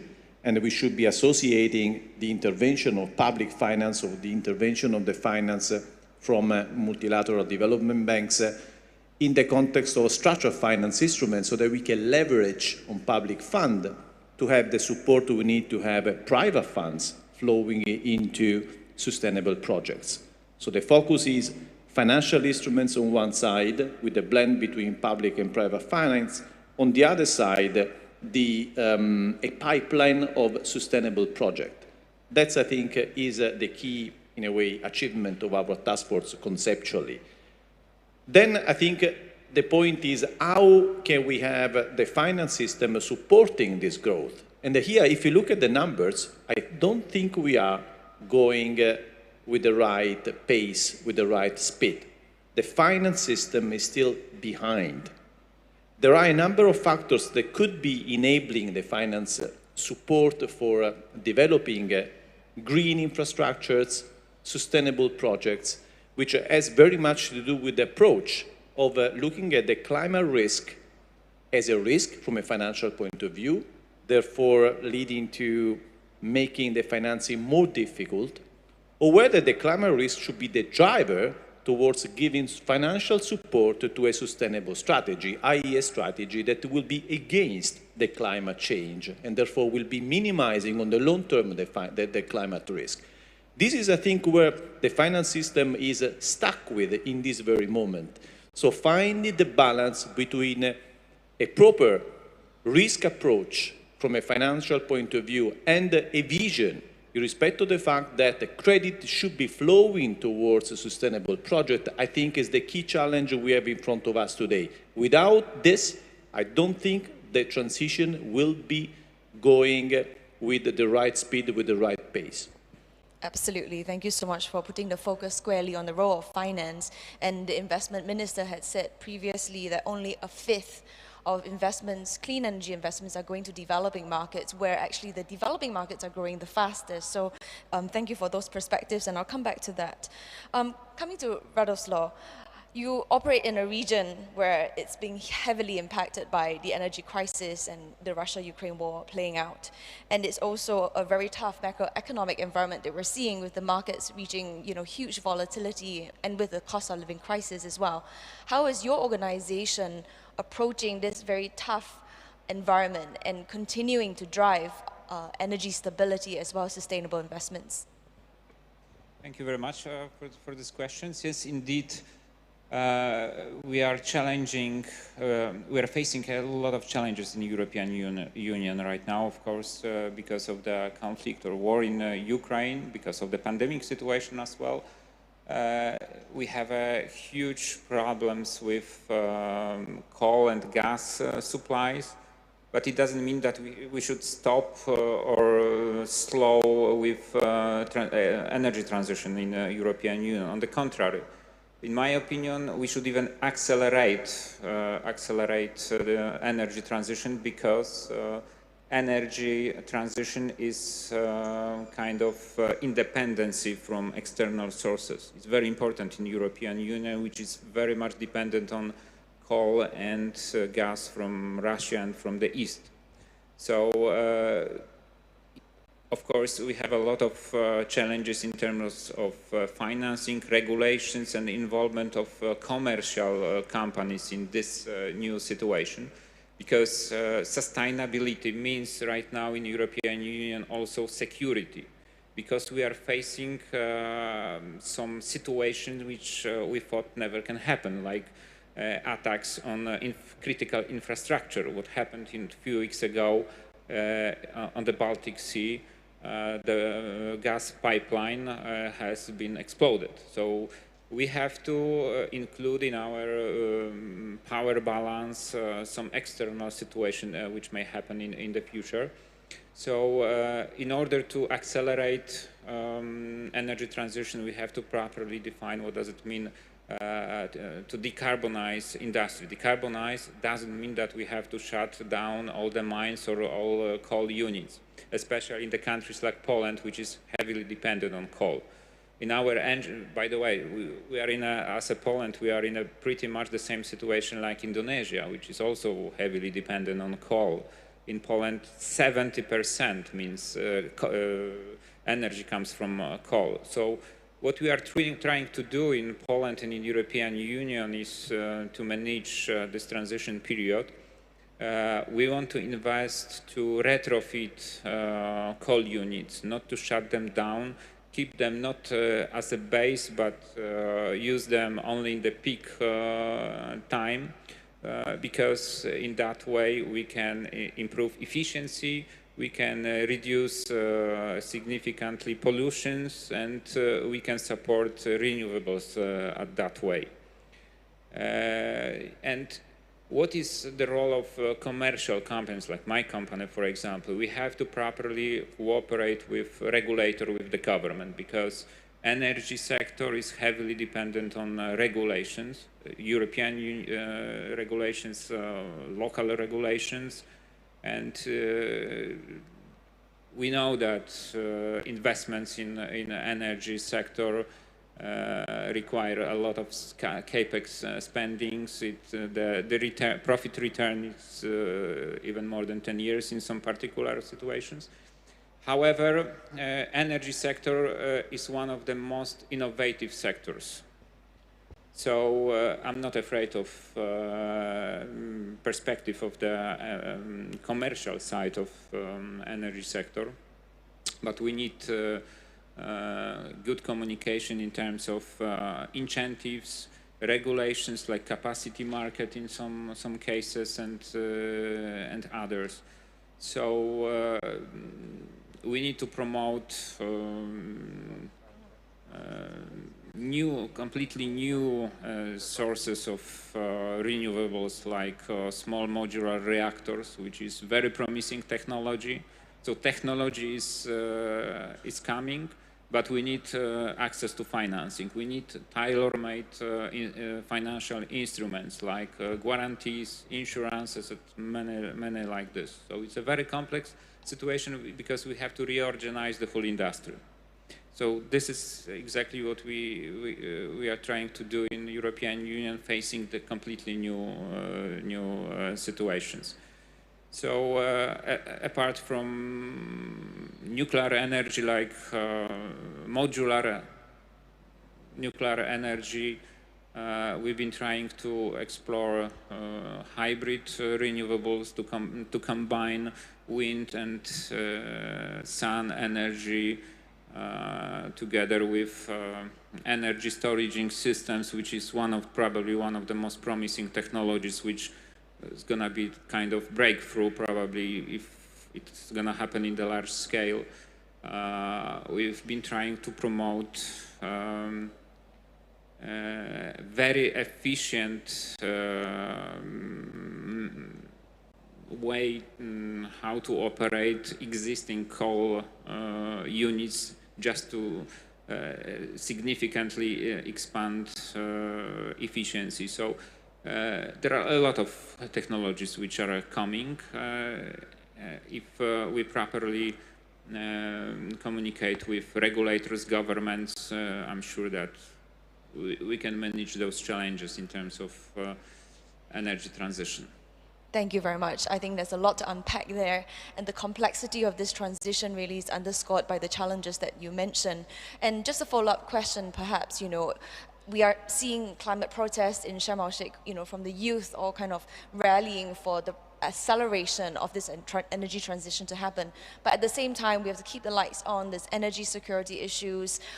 How do we actually help to communicate the nuances of this complex transition, and How do you think we can accelerate that even with all these challenges? Perhaps I get Taufik to respond, because Petronas, you contribute a huge amount of money to the state budget, for example, and I'm sure that you must face quite a lot of these challenges. Look, I think the world has to acknowledge that the immediate challenge is to address emissions. I think the world's economic growth and the need for energy is very difficult to divorce. Therefore, as you deal with this, even as we move on to efficiencies and move on to renewables, there is going to be a transition period. And this is where we have to be responsible in executing this transition. You mentioned Petronas' role. I think there are many other NOCs who are also probably carrying catalytic responsibility. Within our own parameters, of course, or the parameters of our employment, we have about 50,000 employees. But there are 150,000 people working in 4,000 vendors and service providers. So there's an entire ecosystem and the multiplier effect, and I'm sure my colleagues from Pertamina, other national oil corporations such as Ecopetrol, will all see this similarity, that there's an expectation that this activity will be spurred. That's one dimension at a company level. At a country level, as I mentioned earlier, there is still a dependency of almost 700 billion of energy subsidies. What's the incentive for these people to switch to renewables? This is where I think I would like to commend all my fellow panelists. There is a clear need. There is a clear need for policy coherence and address this as a transition rather than a revolution. If you do it as a revolution irresponsibly, you will get social unrest. I'm just looking at the clock on these displays here, Jessica. I don't want to intrude into the comments of my other panel members. There is a pathway. Everybody has a different pathway.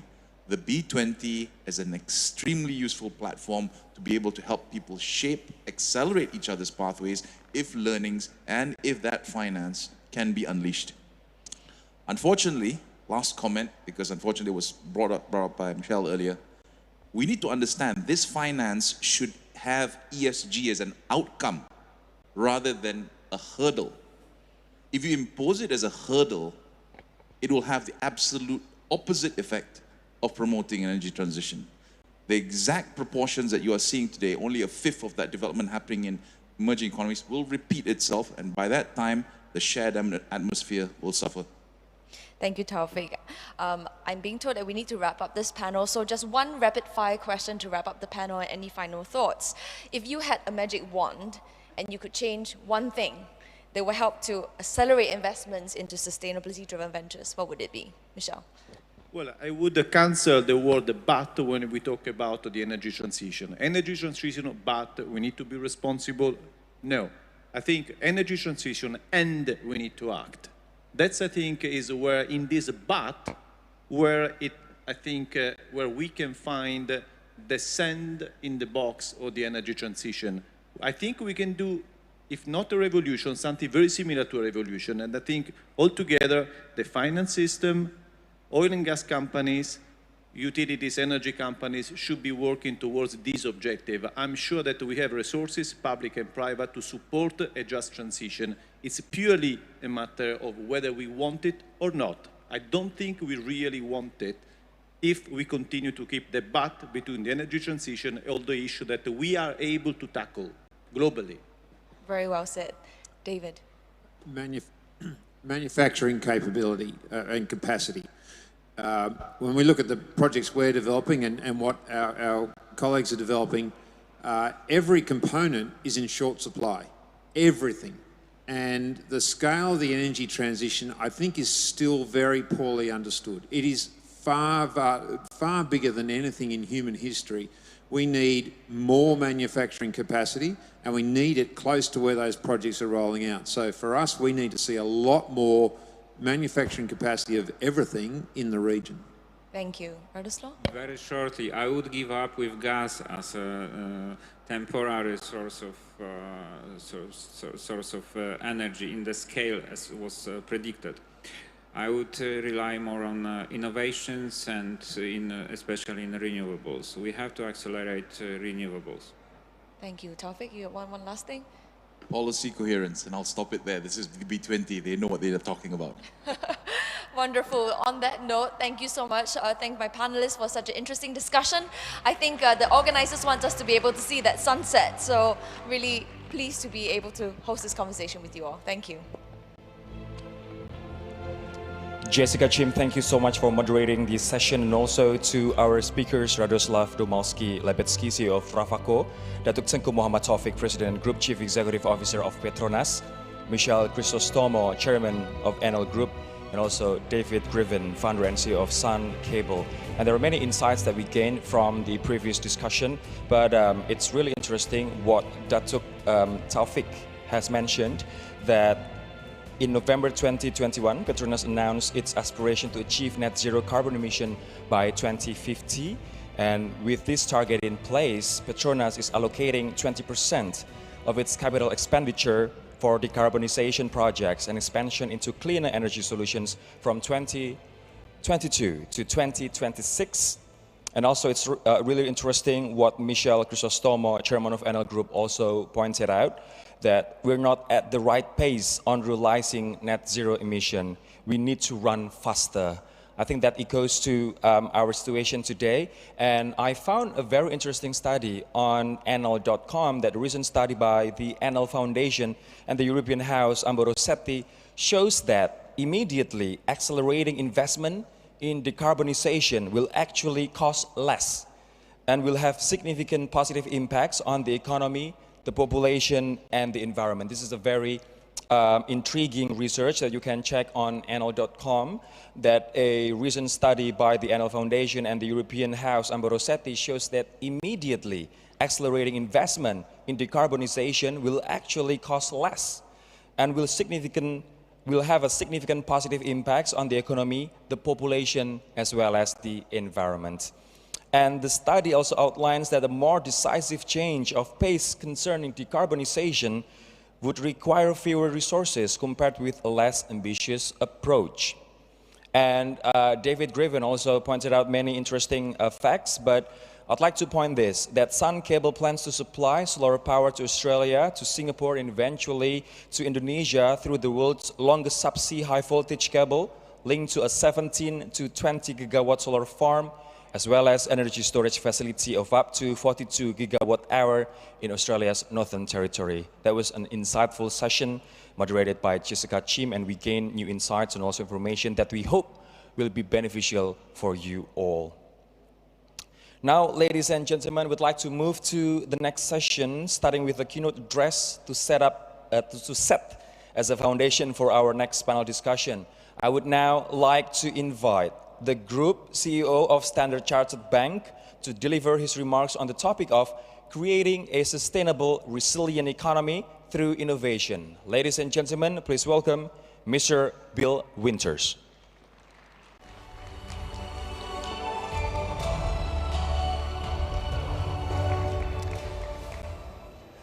Good afternoon, everybody. It's a real pleasure to be here. I'd like to offer my thanks up front to the B20 organizing group for pulling together such a fantastic set of events, and of course pulling us all into this wonderful venue. It's a real pleasure for me to be here. I wanted to take just a couple of minutes up front to cover three topics. The first is going to be the role that technology is playing and can play in our transition to a low-carbon economy. Second is talk a little bit about how we're going to fund this transition, because it's clear that we're lacking some of the money. And third is the interplay between the financial services sector and government. So the various roles that we can play to help government get to the point where we can accomplish these very lofty ambitions that we've all set ourselves. Now first, let's just start with technology. The probably key point to keep in mind is that 30% of the technology that we need to affect this transition to a low carbon economy doesn't exist today. It is as yet undiscovered. So we know that there are many technologies that work, but that are uneconomic. There are many more technologies that we can only imagine today. In order to get that technology into our operating lives, we're going to have to take some pretty dramatic steps, and we're going to have to scale them quickly. So we're all very familiar with the example of solar panels, PV cells, that reduced in cost by 95% over 30 years, by 85% over just 10 years. More or less the same with lithium-ion batteries. That's good news. The bad news is it took 30 years to get that 95% reduction, and we don't have 30 years. So we've got to take these technologies that are proven, we know that they work, and catalyze the scaling of those technologies, which of course will require some combination of subsidization from somewhere. Where could that subsidy come from? Two generic sources, public sector and private sector, and that will be a recurring theme in my comments. The public sector has a role to play, but the primary role has to be to leverage the public sector into the private sector, or to lever the private sector into the game, because that's where the bulk of the money is. And we know at this age of severe restrictions in government funding that bringing the private sector to bear is key. So we'll talk a little bit about how that can happen in just a moment. When we look at transition financing, we know that businesses in developed markets have a pretty clear line of sight on where they're going to get the money for their transition finance. In Western Europe, if you have a renewable power project or a transition project for green steel, for example, there's a line of sight on probably 80 to 90% of the required financing for that project. If you're in sub-Saharan Africa, the number is less than 10%. So less than 10% of the funding that's required is visible, which means that it's not going to be done. So that transition in key developing markets will simply not happen at all. Without the help of the developed market economies and governments, the developing countries will not execute their transitions.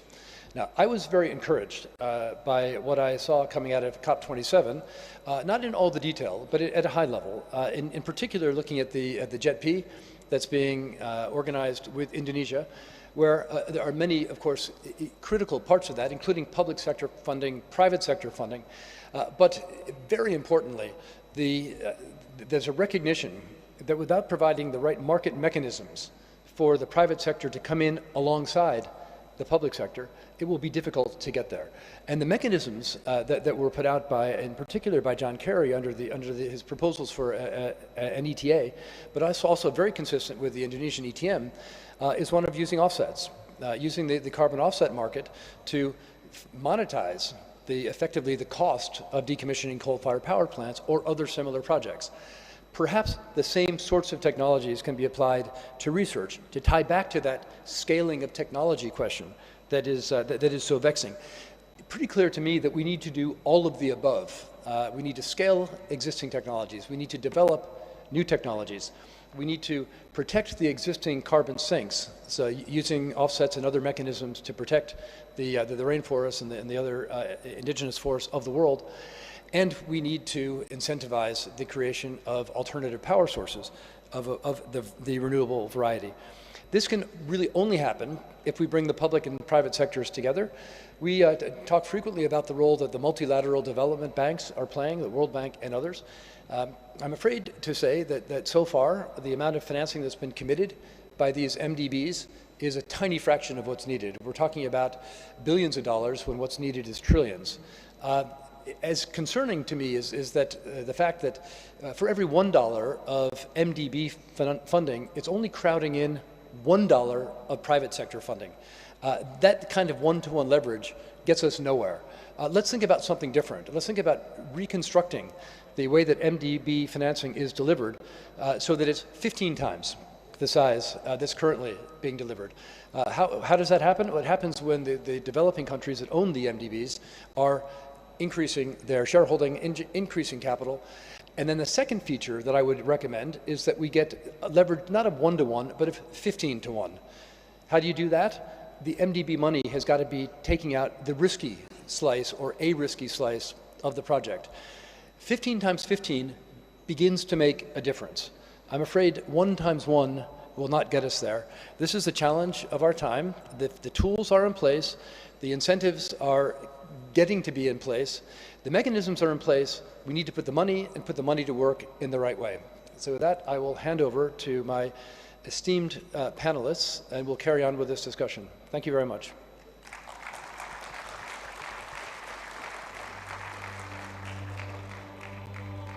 Very much, Mr. Bill Winters, Group CEO of Standard Chartered Bank, creating a sustainable, resilient economy through innovation. So, ladies and gentlemen, we now arrive at this is the last session of today's agenda, and this is going to be very interesting because it will touch on creating a sustainable, resilient economy through innovation. And for this discussion, the moderator would be Hans-Paul Bergner, Managing Director and Global Chair Emeritus of Boston Consulting Group. And the topic, once again, is creating a sustainable, resilient economy through innovation.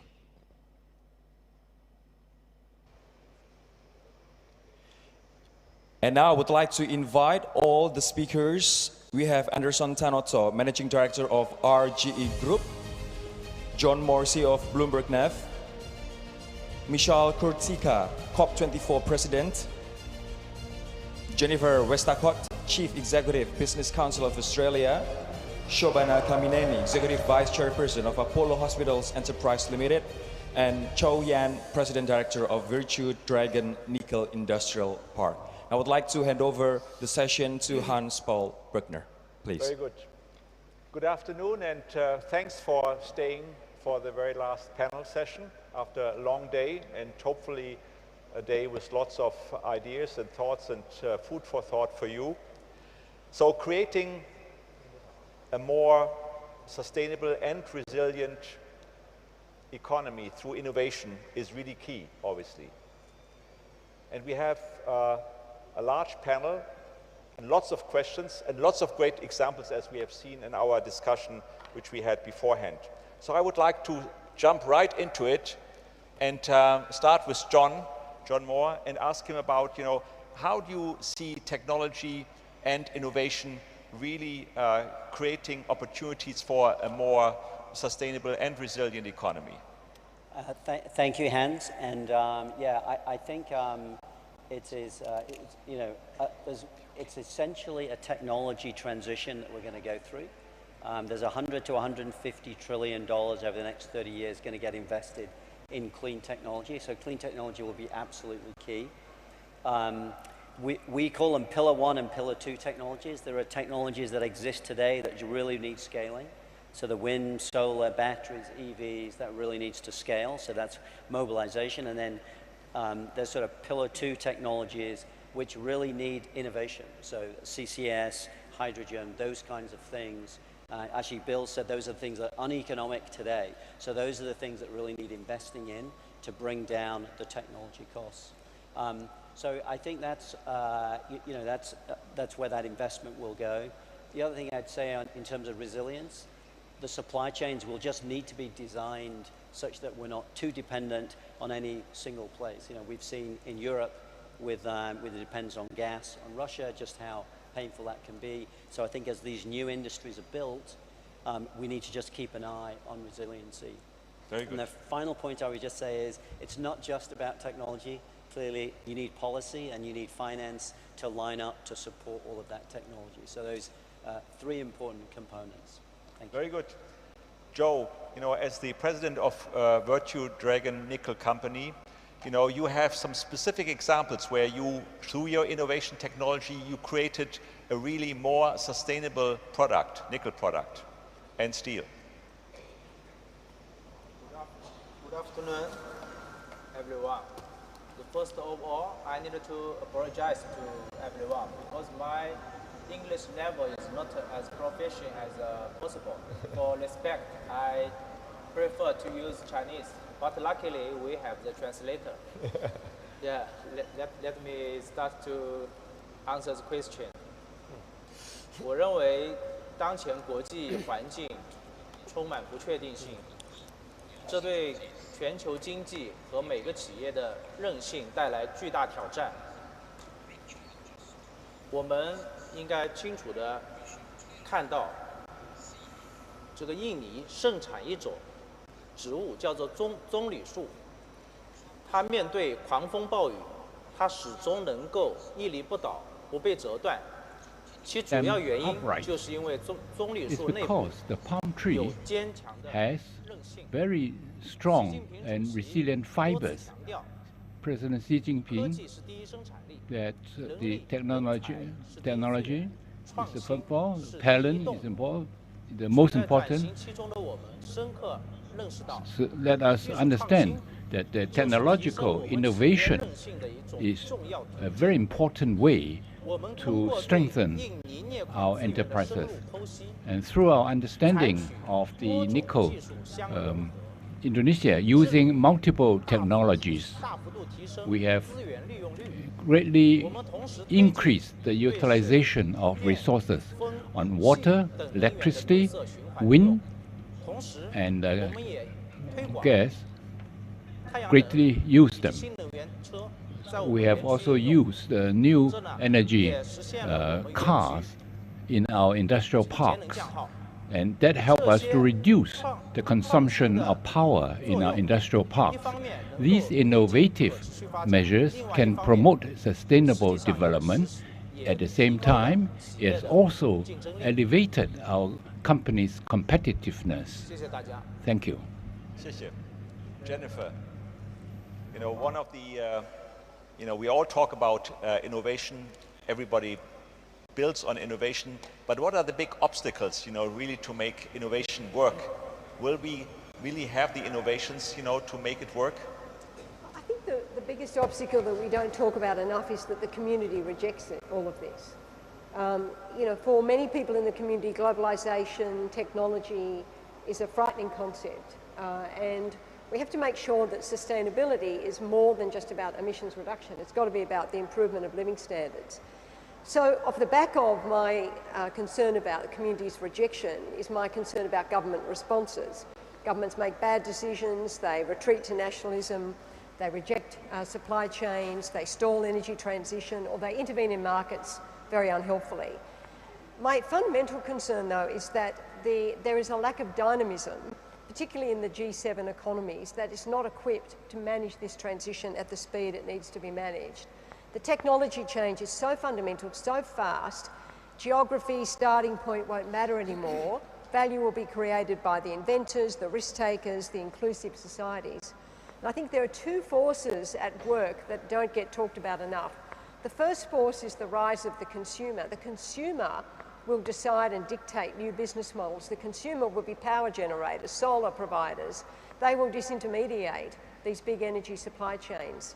And the second, of course, is the decarbonisation at the company level and the country level. And I always say that needs to get into the DNA of companies and the soul of countries. All of this, I think, requires the B20 and the G20 to give a renewed focus on coordinating for impact that dynamism. And that's a fundamental role here over the next couple of days. The mobility of labour, the skilling of people for the transition, for task change, for industry change, the reimagination of multilateralism and including this transition in multilateral agreements, the fast-tracking of new business models and removing the friction to business model creation and investment, removing the barriers to investment, huge investment in R&D, unleashing intellectual capability, a renewed effort on productivity and wages. If this transition comes with a decade of wage stagnation, it will be rejected by the community.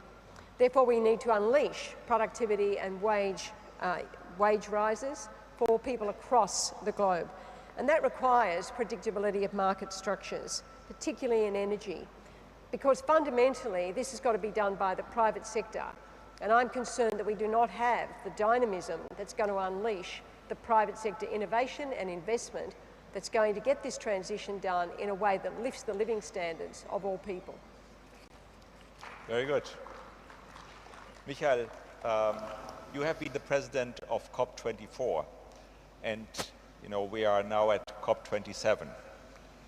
How optimistic are you about progress, and what do you see as the key obstacles to really moving forward, both in terms of innovation, but of course then also creating a more sustainable and resilient economy around the world?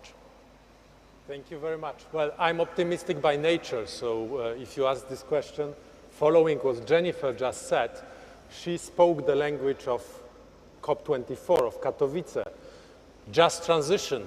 So how to get our societies from fossil fuel-based economies to new clean tech economy. This is what we call a gradual shift, and we need to have people at the heart of this shift.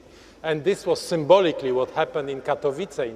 That's a very industrial region in Poland, 4 million people, employed in the mining industry, and right now we have more people working for IT than for mining. That's what we call a gradual change. So what I'm proud of and what I'm happy that we have right now a set of rules governing global climate policy. We have Paris Agreement, we have Katowice rulebook. But if you ask me where I'm pessimistic, I have been president of COP, I have presided over ministerial meeting of Food and Agriculture Organization, International Energy Organizations, and many others. And let me share you with one very pessimist thing. We will not make the change by doing these big messes. And especially now in the fragmented world. We have COVID and southern countries are disillusioned about the ability of northern countries to provide them with finance. We have war by Russia in Ukraine, and we have tectonic waves all over the world in terms of energy prices, gas prices, inflation, food insecurity, water problems. We have environmental and climate crisis. So where is the solution? And this is my deep belief that we need to change the way we move forward on this path. First of all, it's go from global negotiations to local implementation. It's exactly what has been just said.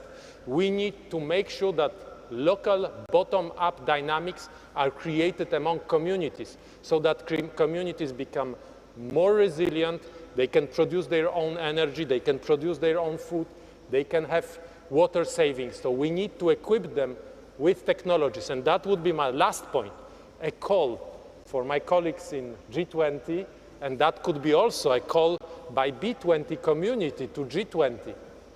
We need to think of different new ways of international solidarity. It will be extremely complicated to mobilize new finance out of developing countries. And I have just come back from Sharm el-Sheikh from COP27. But we need technology. So let's create a global fund of technological solidarity. Let's put intellectual properties inside this fund and let's share them in controlled manner so that it allows developing countries to benefit fully from this shift to clean technologies. This is the only practical way that we can advance in a given circumstances. So I'm optimist by nature, and I believe that this call will be heard and that will be having lots of fruits in the coming months. Good. Shobana, you heard Michael mentioning the pandemic, and so, you know, as the chairperson of Apollo Hospitals, you know, how do you see innovation really shaping not just your industry but the whole economy, given that you are so closely involved in the healthcare sector, and how can we make all our economies more resilient by really upgrading the activities in the healthcare sector?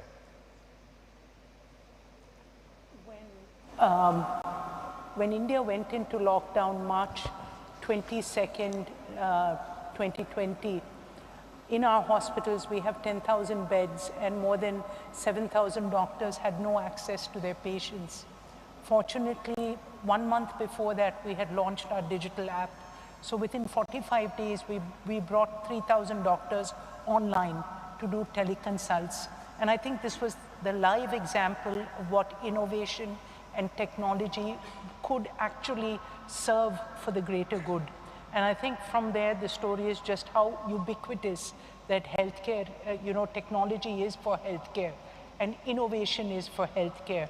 And we continue to push that boundary, not just India, but I think all over the world. Even the smallest of countries have realized that, a couple of things. If they want to have greater access for their people, you need to bring in healthcare technology, whether it's through video consult in the highest mountain, or to be able to deliver drugs through drones. Or there's so many use cases now available that really make it live.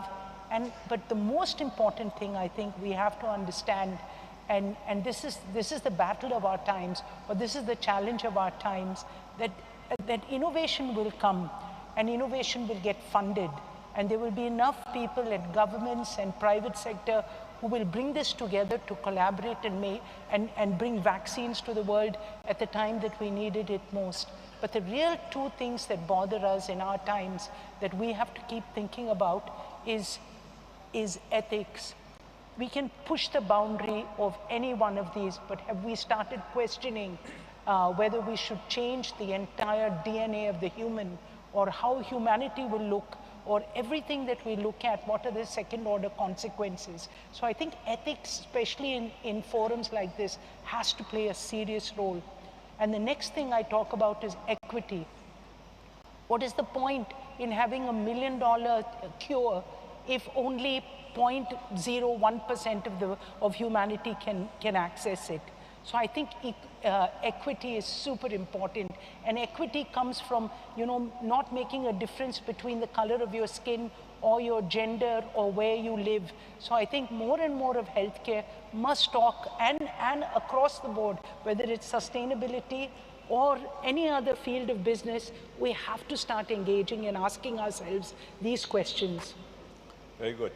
And last but not least, I want to, in this first round of questions, I want to, hear from you about the key learnings, on, using innovation, pushing innovation, the obstacles, but also, I think the success stories. Dr. Berter, thank you. Good afternoon, everyone. I'm probably the only Indonesian company amongst this panelists, so I can bring a little bit of insights. How very practical things that we've done in the last 3-4 years actually have materialized in driving sustainability. Take, for example, just now, I think Mr. Bill Winters mentioned that solar panel, in terms of CapEx costs, has dropped over 80%. So companies like us, we generate most of our energy from renewable sources because we're in the cellulose pulp business. But there's still 10% of our energy from fossil fuel. And what we did was, in 2020, we invested in our first megawatt of solar panel. And the payback at that point of time was 11 years.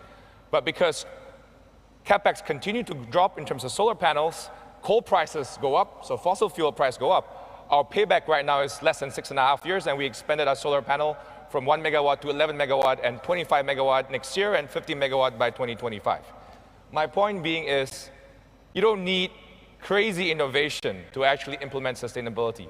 Take practical solutions that are already in existence, and private sectors like us, even Indonesia, this is not Europe, can actually make a big difference. In doing so, we're able to reduce our emissions over 5% in terms of our fossil fuel consumption. So these are very pragmatic solutions, and a lot of other companies in Indonesia are doing. And if we can do it in Indonesia, I think many other countries in the whole of ASEAN can also do it. That's first. Second, of course, Indonesia is always a big question of forest. The threat of deforestation, land use change, etc. We're also in the plantation business. Actually, in COP21 in Paris 7 years ago, we pledged something called 1 for 1. So 1 hectare of plantation, but every hectare of plantation, we have 1 hectare of conservation. So private sectors actually have a huge role to play in nature-based solutions to reduce emissions. So in that process, we have about 150,000 hectares of restoration project in the beautiful province of Riau. And last year, it went through a Vera carbon audit, actually. It's one of the largest.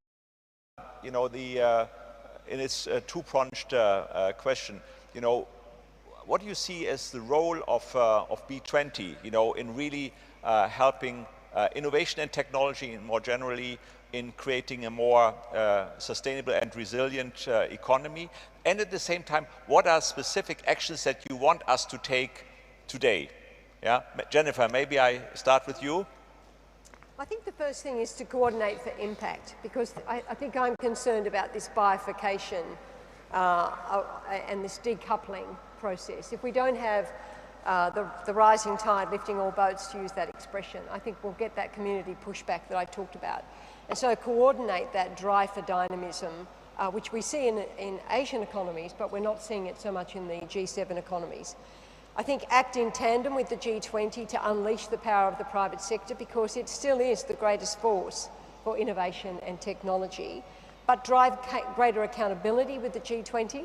I've gone through all the communiques in the last 10 years, and I challenged someone else to do the table I did a couple of days ago, just to check how many actions have actually been done at a global scale. and there's not many that fit into that category. So a focus on action. I think one action that we could take today that I think is really important is the point about morality and ethics. So technology and innovation are going to bring up a whole new construct around what is moral-driven growth, what is morality-driven growth, what is ethically delivered technology, whether it's cyber, whether it's healthcare, whether it's decarbonisation. The issue, I think, is for this B20 and perhaps for the B20 in India to really focus on what that ethical framework looks like. Because if we do not do this, we'll find ourselves at the next G20 still talking about that community rejection, that community divide, which is pushing against governments taking the structural actions they have to take to get this done. Thank you. Maybe, John, I can ask you about, what can B20 do, and also what would you specifically, engage on immediately, if you were to make it work? Sure. I mean, I think the first thing I would say is focus on standards and frameworks. This is a very complicated transition, and in order to have productive discussions, we need to have standards and frameworks where we can discuss clearly. So I think there's a lot of initiatives going on right now. I know GFANS is just one in the financial world. There are other initiatives. So I think just being clear on what the correct standards or the best effective standards today are, and making sure that everybody has some involvement and understanding of that would go a long way. And then I think the second thing would be around sort of silo busting between government, company, finance, and civil society. Because as a platform, I think we need all of those to come together to have effective change. Very good. Joe, I understand that this is the first time you are at the B20. So how do you see, the B20 helping to create a more resilient and sustainable economy? And what actions would you like to see coming from the B20 here in Bali?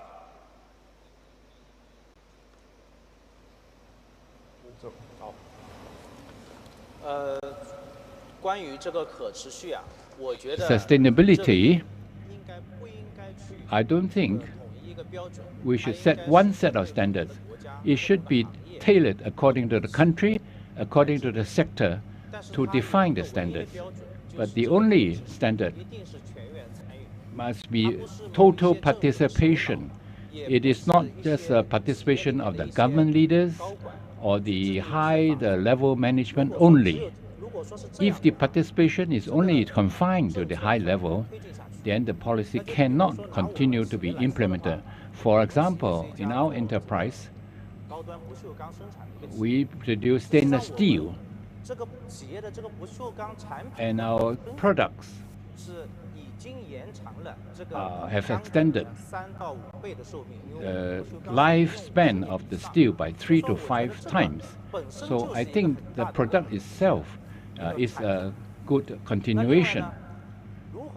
In addition, how do we promote the sustainability of our enterprises? First, must let everyone feel that there is some benefit for them. We have a very large organization, and the cultural standard of our employees may not be so high.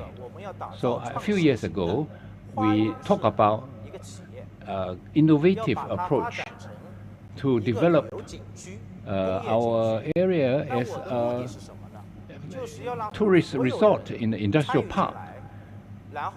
So we want our employees to have a sense of pride and to a society supervise what we do.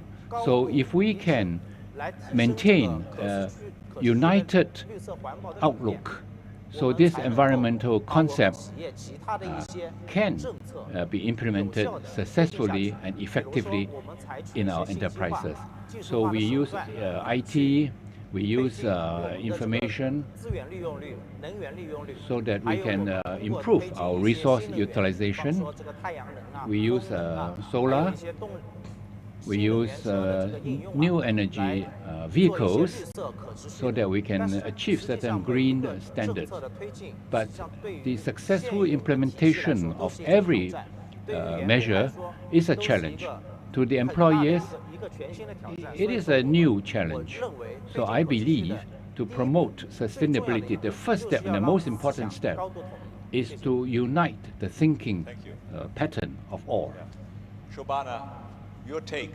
You've already mentioned, ethics, morality as key steps, but, very concrete things that we should be doing now and maybe which the B20 can really start, getting done. Yeah, I think that the reason for us in business to come to forums like this is because there's really not just a global connection, but this is really a forum where governments and business is talking to each other.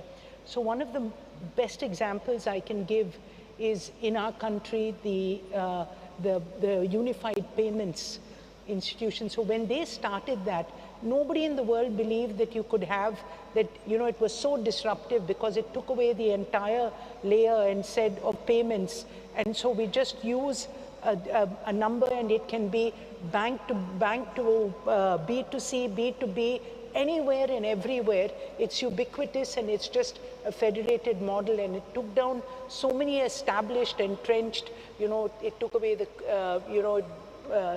really reimagined, it allowed so many small businesses to come in, and I think that inclusiveness that it created, the transparency it created, is something that now what India can do is help so many parts of the world to say, let us help you open up. And I think that is where governments and business will start to collaborate to see what it is we can do for the greater good, to be able to take some of these down to, because most of us in G20 have very large populations. And we also have a very K-shaped economy, that they're the very rich and then they're struggling. And in that, we have to find innovations that can go deeper and strengthen the overall economy. And that's where I would stop of saying that the more innovations we have. So I particularly like the themes that Indonesia took. And as we move in India towards taking over the presidency, one of the first things we did is we said, let's not disrupt too much of what those themes are, because the agenda is not finished.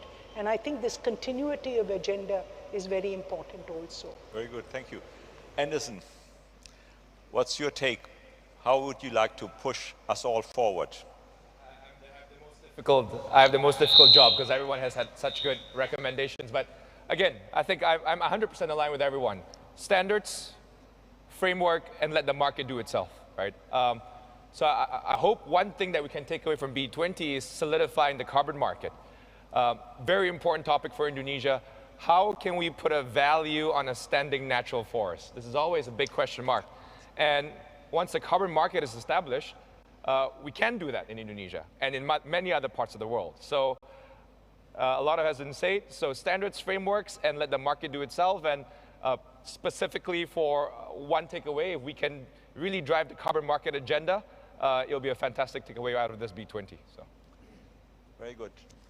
Michael, you have been there at many these big meetings, some optimism, some pessimism that you expressed earlier. What would you like us to do going from here? I think that it would be great if we are able to realize all the ideas that you just proposed. But my experience from big international meetings, especially when you start to have many partners and with divergent views sometimes on different subjects, let's not expect a silver bullet neither. I mean, it would be great to have all of this, but what I think at least that we could expect out of G20, so the most powerful economies in the world, might agree on values that we want to bring forward in terms of where we want humanity, because when we are driving the most populous and the most powerful economies of the world, in fact, we are sometimes setting the direction for the world. And my guess is that there is right now a questioning of global liberal order, and there are many different conflicting ideas and values about, so how should this new world look like?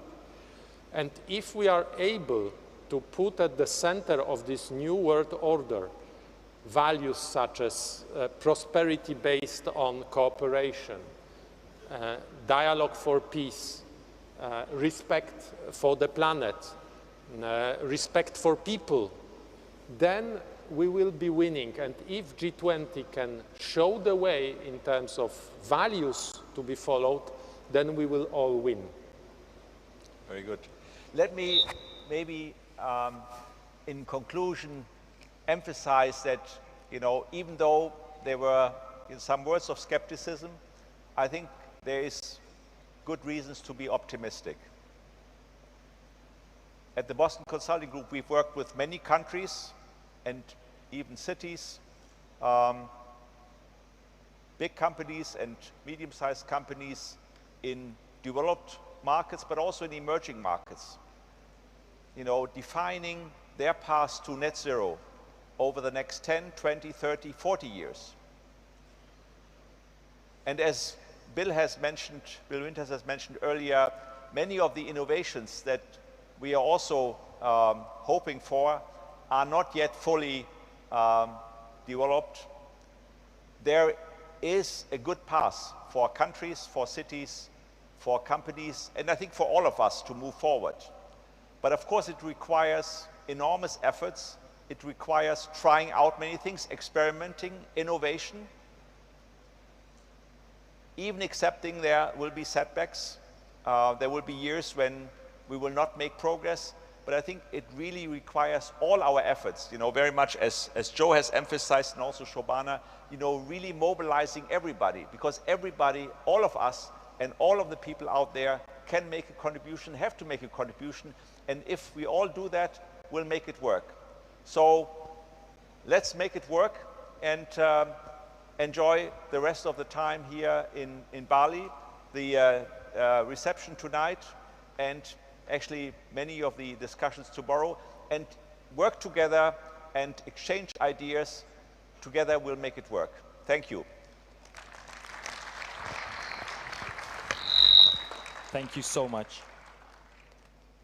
Thank you very much, Mr. Berkner and the esteemed speakers. And thank you, Mr. Berkner, for the summary of the discussion. And I believe that the audience can gain benefits, new insights, and also new inspiration from the dialogue that you moderated. And thank you so much once again for your summary. That makes my life easier, actually.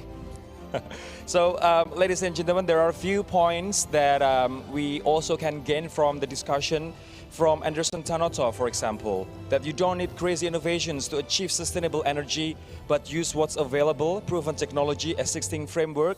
Doing nothing is not a solution. And also from Mikhail Kurtika, that he's optimistic about the net zero emission by 2050 by performing gradual shift for people to use renewable energy instead of fossil fuel. And last but not least, we need to change the way we move forward from global negotiation to local implementation. And communities become more resilient and they can produce their own energy and also food. So, ladies and gentlemen, Bapak Ibu yang terhormat, today we have listened to so many thoughtful discussions and heard intriguing insights from all of our esteemed speakers. And on behalf of the committee, we would like to thank all of our guests and also speakers for attending the first day of the B20 Summit.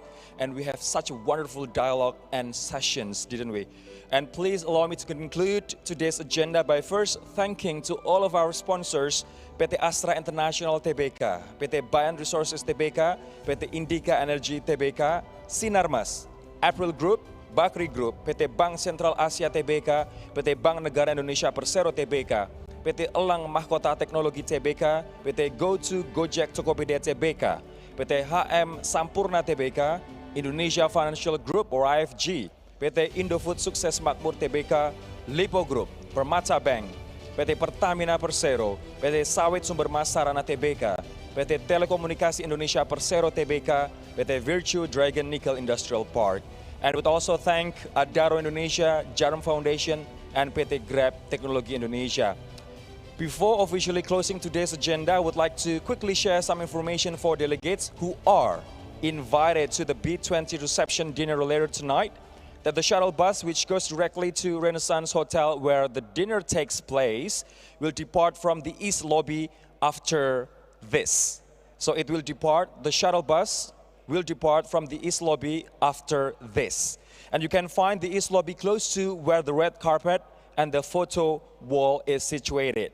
And as a reminder for you, the B20 reception dinner is by invitation event only. Ladies and gentlemen, it is a pleasure for me, Rory Ashari, to host today's agenda. And we will see you tomorrow at the second day of the B20 Summit Indonesia 2022, Advancing Innovative, Inclusive, and Collaborative Growth. I'm Rory Ashari once again signing out. Thank you so much, and we will see you tomorrow. Bye-bye.